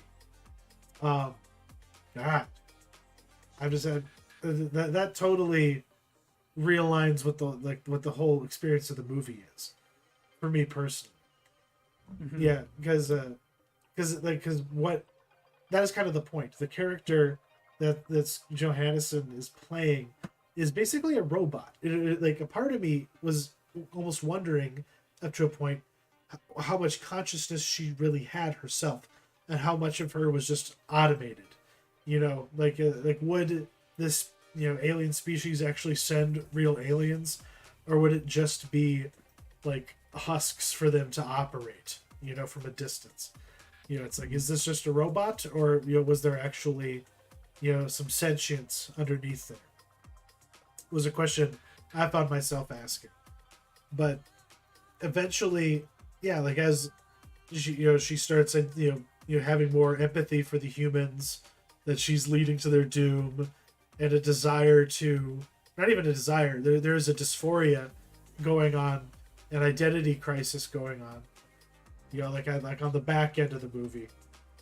But yeah, I really like that interpretation because it sets the stage for the whole journey that all of these aliens must go on. Because the book, I've read parts of it online just because I wanted to get a taste for it, Yeah. and it's much more explicit. They're like canine aliens, and they call humans voedsel, which means food in Dutch, apparently. Okay. And there's just a lot more exploration of the culture of the aliens and their philosophy behind what they do, and it's a lot more mysterious how the movie teases it back, because it takes like 3 or 4 runs of her picking guys up and walking them down into the upside down, because they just ripped off that whole effect. I think that is worth mentioning. Oh yeah. Like that, Sure. like that whole shot, the walking on black soundstage with water and your reflection underneath you. the Duffer Brothers are hacks, is what I'm saying. And Under the Skin did it first.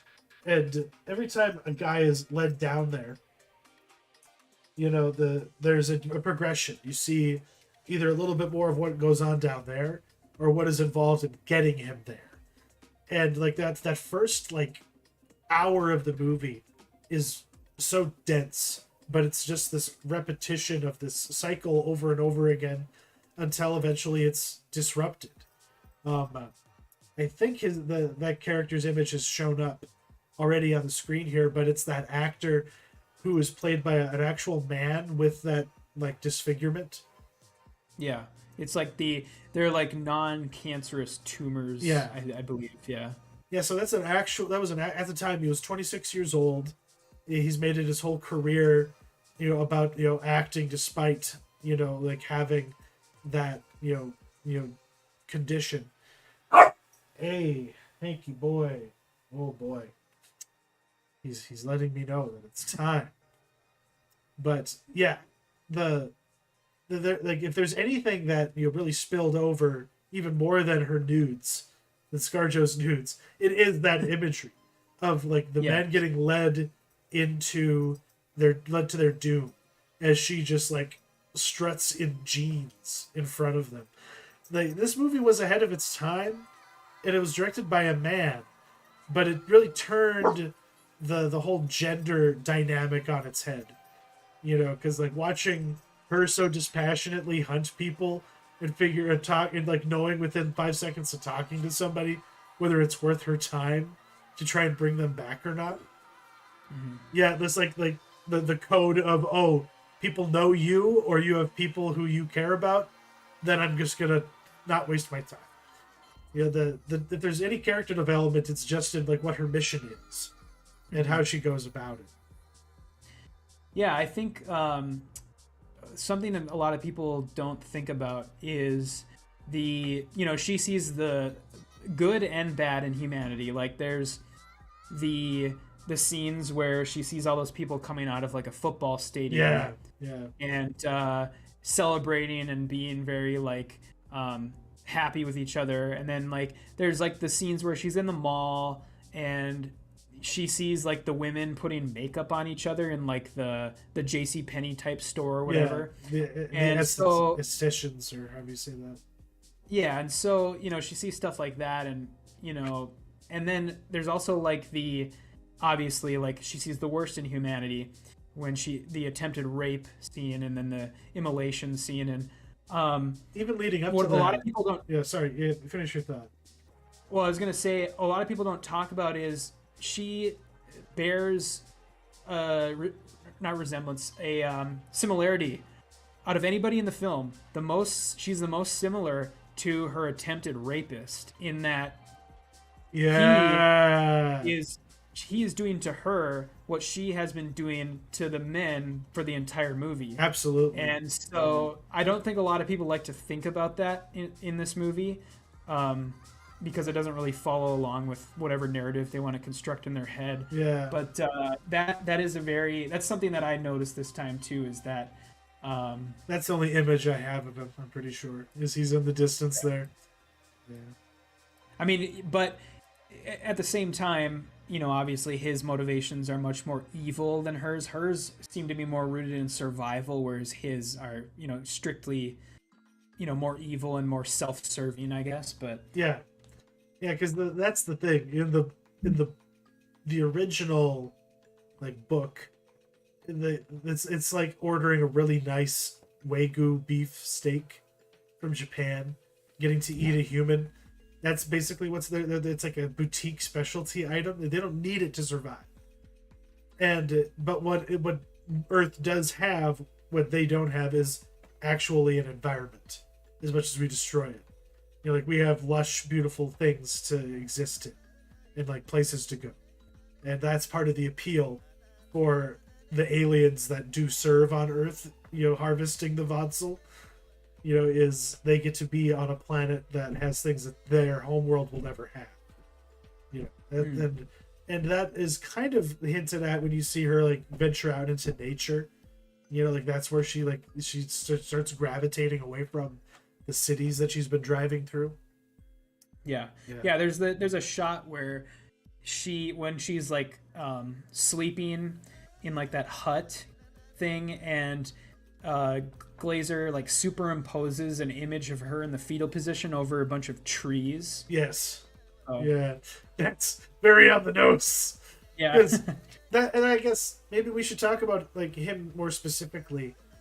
This movie was just the reason why it was so memorable to me was it was just such a leap forward from my frame of reference, which was Sexy Beast, and just being like gobsmacked by the fact that you could have a movie or like a filmmaker that I thought was just kind of a knockoff of Tarantino, basically. And I didn't have a lot of respect for him because Sexy Beast just seemed like such a passé sort of movie at that point, to me. And then we had this movie in 2013 just completely just blow my fucking mind. Yeah, it's definitely an evolution. And, like I said last week, it's nice to have the sort of missing piece now to that, which I think is Birth. Birth is... Birth is more like this movie than it is Sexy Beast. Absolutely. But it is kind of the missing link between that movie and this movie. So is this basically like if Stanley Kubrick had made Species? Yeah, that's a good way to think about it. Yeah. For sure. Yeah, they bear a lot of similarities, him and Glazer, and I just really hope that he doesn't die. Yeah, no shit, right? Because there's just too many people who just bite the dust way too soon, and then there's other people who just seem to live forever and just never stop making movies. Like Abel Ferrara is making a biopic about Padre Pio with starring Shia LaBeouf of all people. So some people can just get anything made, and then you have Glazer who's just like, I'm gonna make like 50 fucking commercials so I can experiment technically, and then I'll make a movie like after 10 years. That seems to be how he does things. Because, I guess we'll get to it closer to the end, but yeah, he seems to space his movies out by around 10 years or so, at least. Mm-hmm. And that's kind of his cadence now after the first two. Yeah. And, this one, he had been working on for a long time before it came out. Like when he was working on Sexy Beast, he had like read the book, I'm pretty sure. And so he had long been thinking about this and working on it. Maybe not Sexy Beast, on Birth. It was on Birth that he first read this book. And the situation behind the production it was such that like they even had to like shave off a lot of special effects because of budget concerns. So I almost feel like an answer for like the use of like non-actors use of like hidden cameras and whatnot was budgetary. It was just easier to just buy the filming license and then just film and just and just go as guerrilla as possible, so they could spend money on the really spectacular imagery that they do deliver on throughout it. Yeah, the hidden cameras thing, I guess, to circle back to that from the beginning, it was more jarring to me this time than when I first saw it.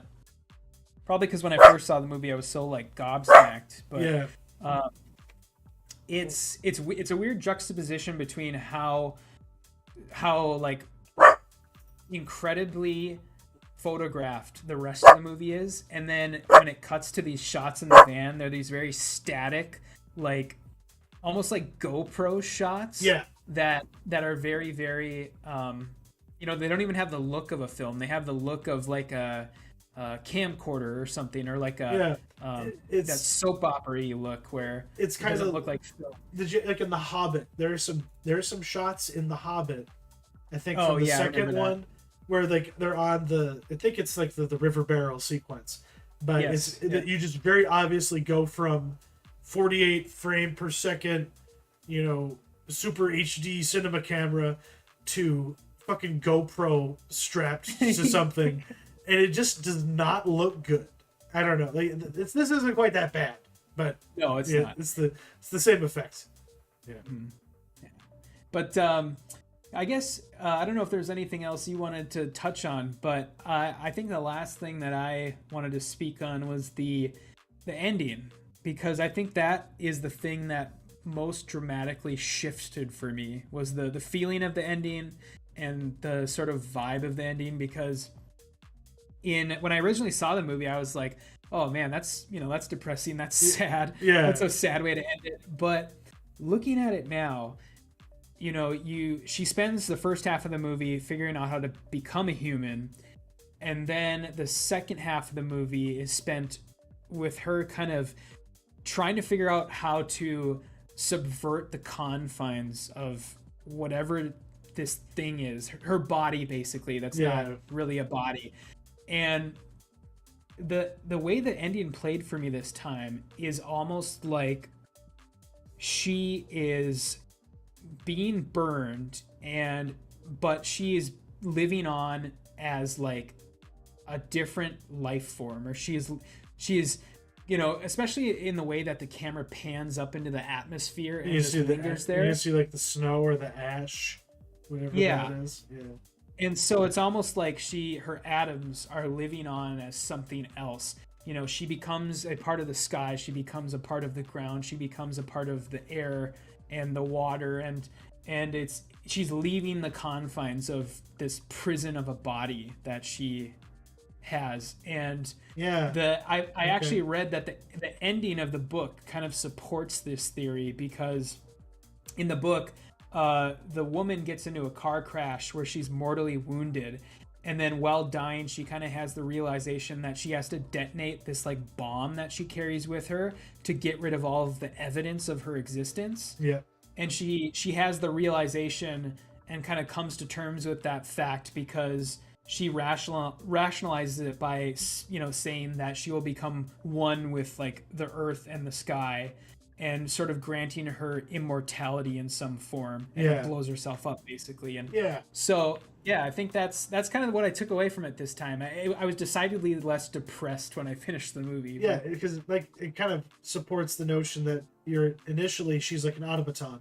She's just fulfilling a function, and there's no agency within there. And then trying to battle for agency, and realizing that the only real agency she can have, like as she is existing, is in death. Basically. So I vibe with that. That makes sense. Mm-hmm. And I mean, who's to say? I mean, another interpretation could be that, who's to say that being burnt up, like having her body burnt, necessarily kills her? That's another question. What her, I don't know, her soul or her whatever you want to call it, essence or whatever, goes off and finds another body after that, or lives on in something else. We don't know the biology of these aliens, so it's that's another way to look at it. But there's only those images at the end, and there's a couple shots that appear during some of the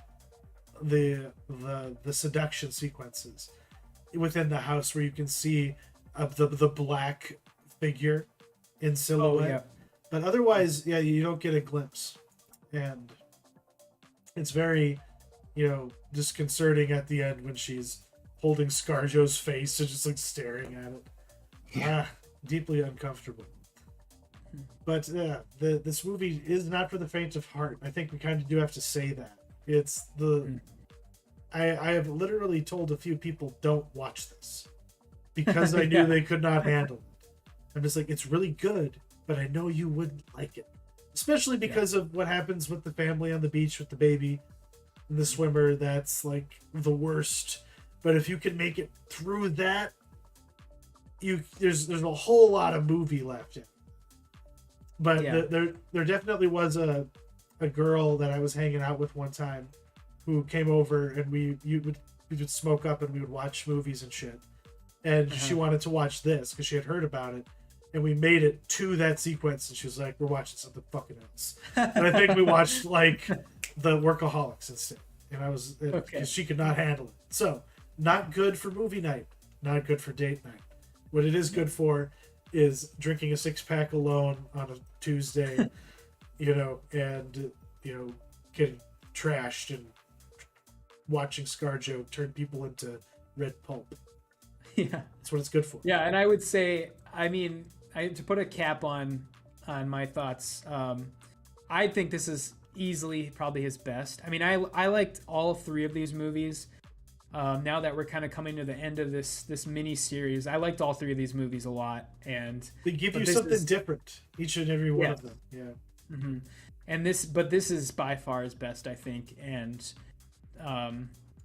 but in all honesty, I will probably revisit all of these movies in time, and yeah, that's kind of where I stand on the man. It's a lot easier for anybody to appreciate your filmography if it's not like 50 fucking entries long. Like, I haven't seen every Scorsese movie. I have seen every Jonathan Glazer movie. Mm-hmm. And I think that's also a point to be made. Stop pumping out bullshit, guys. Not everyone's Takeshi Miike and can make 5 films a year. Oh, my goodness.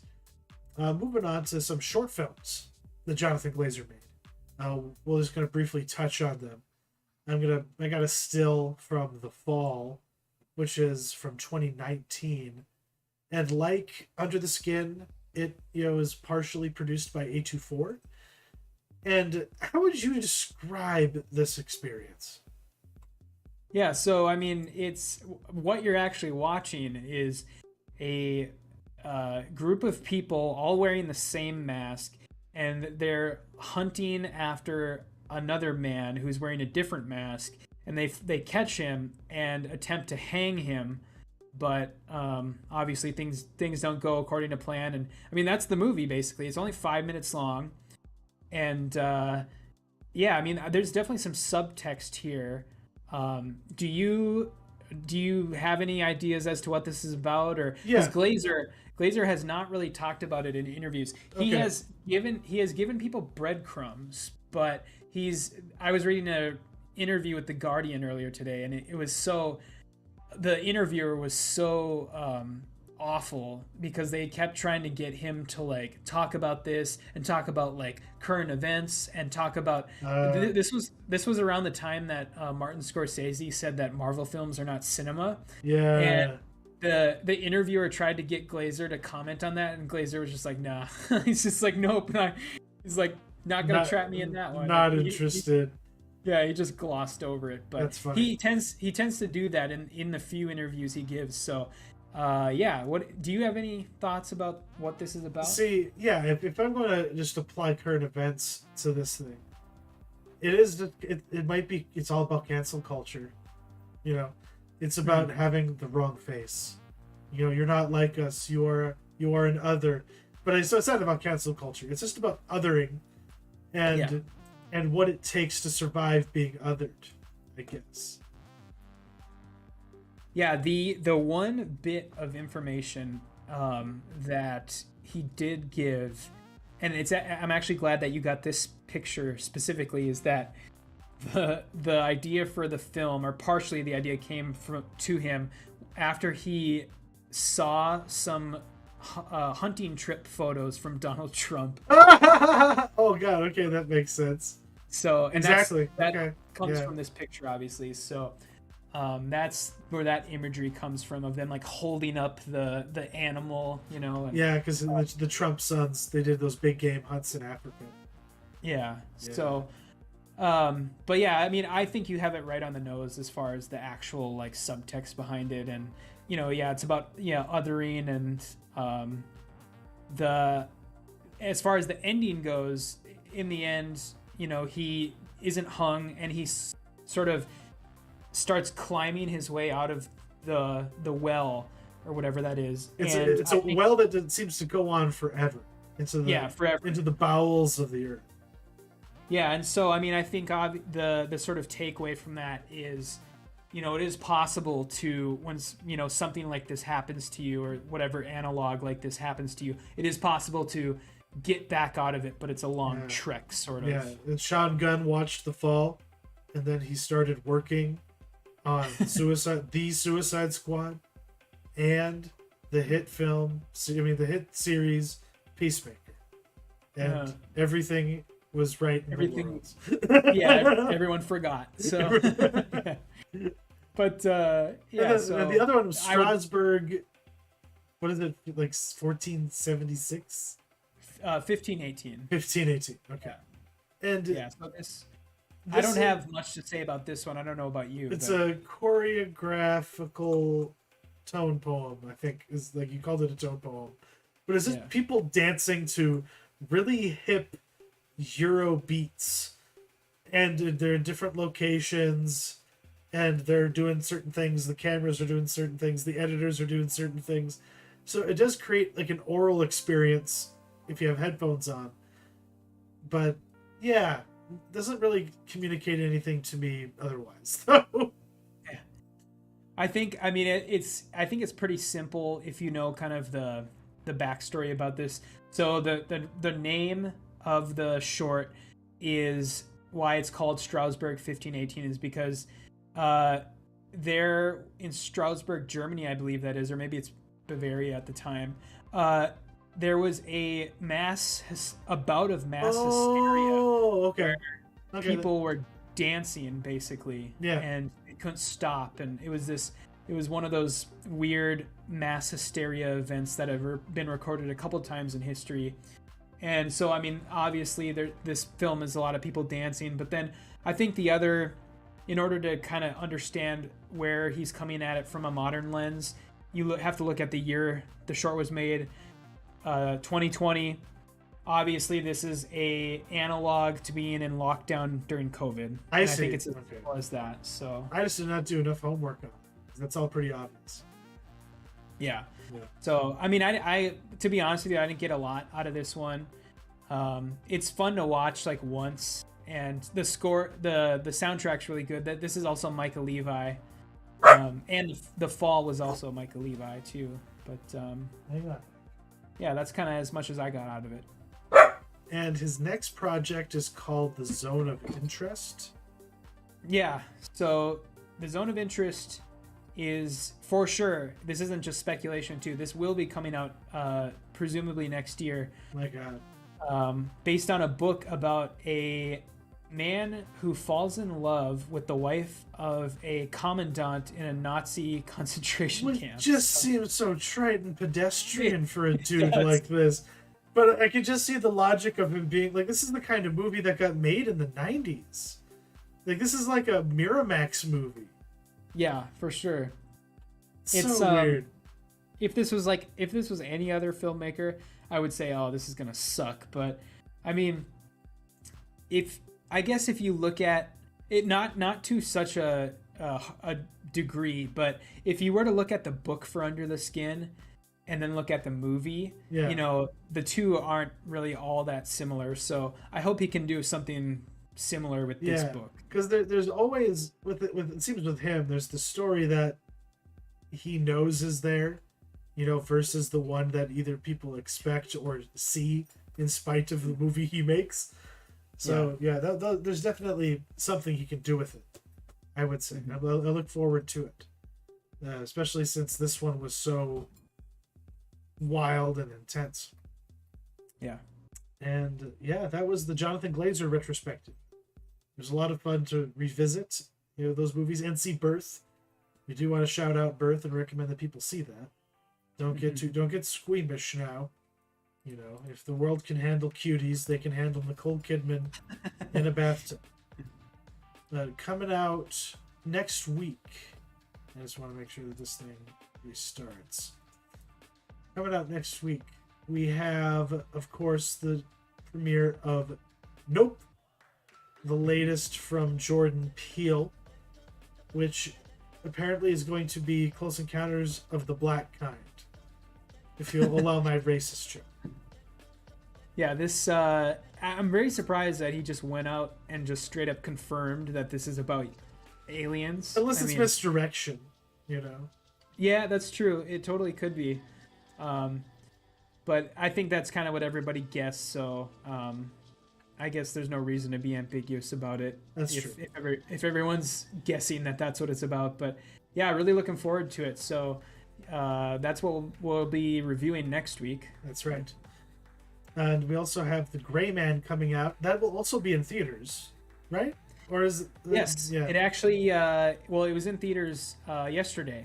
Select cinemas across the U.S. and but Netflix, it will be on streaming.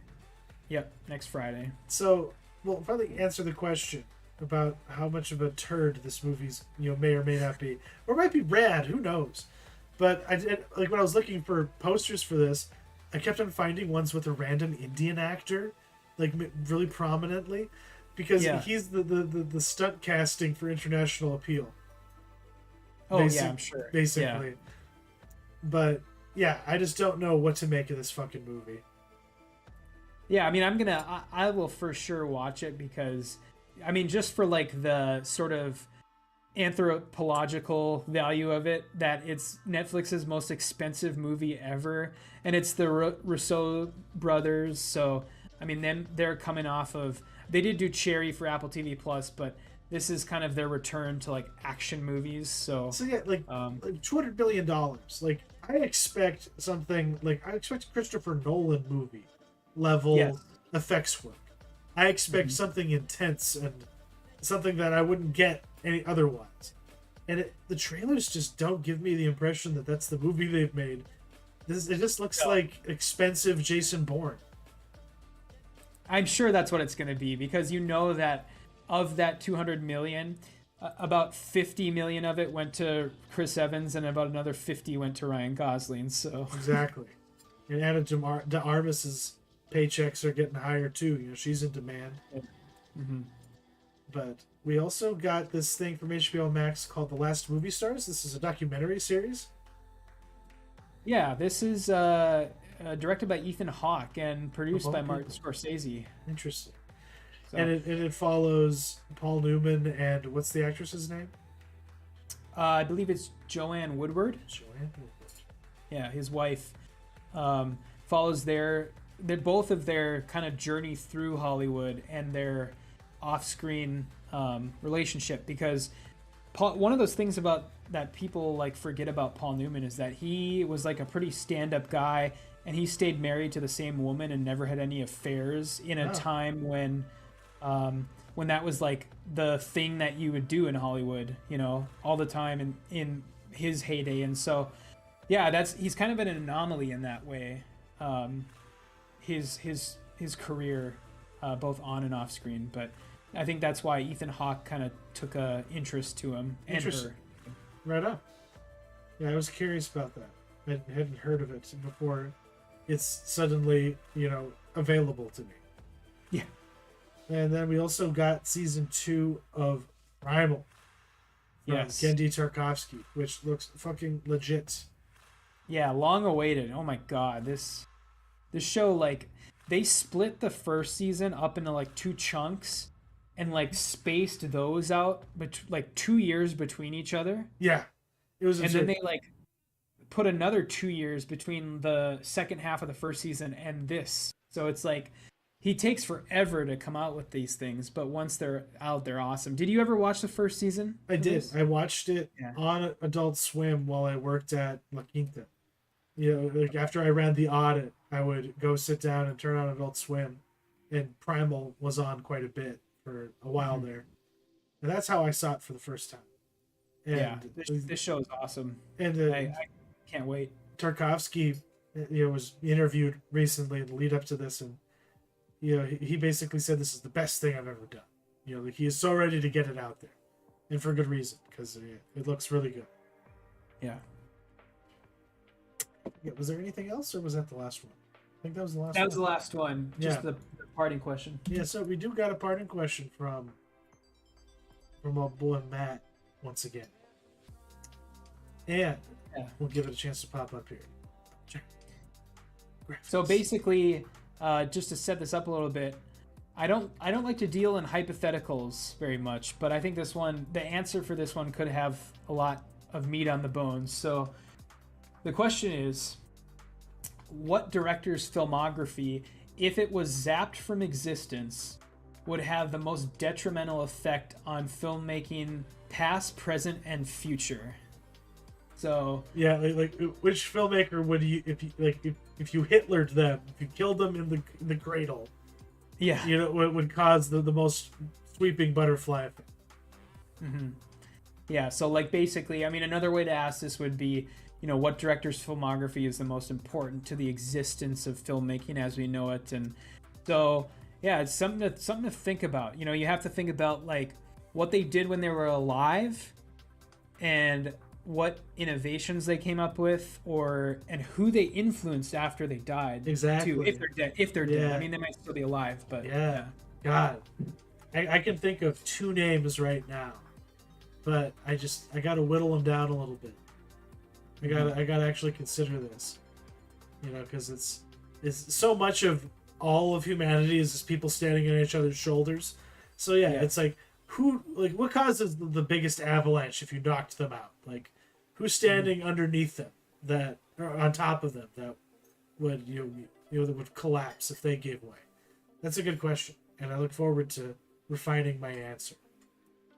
Mm-hmm. That kind of does it for us, though. And from the Mezzanine, thank you for joining us. And thank you once again, Matt, for taking time out of your week to watch all this stuff and then talk to me about it. As always, it's been a pleasure.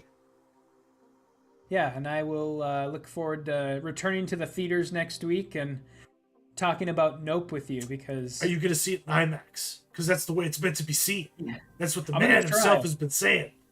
He got Hoyt Van Tahama to be his cinematographer. Yeah. This better look amazing. Mm-hmm. I'm gonna try. I'm gonna try as hard as I can, because I do have one, but it's not the closest theater to me. It's about a 20-minute drive, so we'll see if it happens. But yeah, very much looking forward to seeing. Real quick, I guess before we go, yeah. I'm just curious, like, where do you stand on Jordan Peele's previous 2 movies going into this?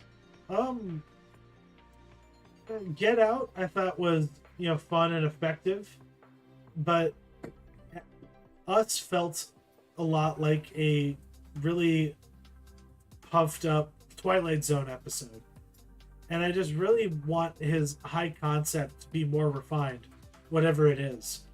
Because I loved the Lovecraftian element of Get Out. I didn't really understand what he was trying to say with Us. So yeah. If he finds a way to balance, entertainment with his political commentary, then I think I'll probably like it the most out of all of his movies, because I love aliens. Mm-hmm. That's kind of what it boils down to me. I love aliens. So give me some cool new aliens, the new take on what aliens are, and I'm here for it. Yeah, I'm kind of in the same boat. I did like Get Out. I mean, not as much as some people, obviously. I still remember from that year when people were, starting change.org petitions for it to get nominated for Best Picture and stuff. But I thought Us was a mess, just convoluted mishmash of ideas that was kind of a mess. But yes, I'm looking forward to this. I think that his style is really going to lend itself well to a bigger budget, and if he surrounds himself with people like you had mentioned it earlier, Hoytema, and other people that know what they're doing, he is going to prop himself up, I think. So absolutely, yeah. It's like the shoulders metaphor. It's godly. Quick shout out. I just want to shout out Painkiller Already, the podcast. One of the guys that does that used to be FPS Russia. You're familiar with that? Okay. Yeah. And one of the dudes on there has an entire rant about why Albert Einstein just stood on other people's shoulders and took all the credit. And that's the through line between all of that. And on that note, we will let you go. Thank you for watching, everybody. Yeah. See ya.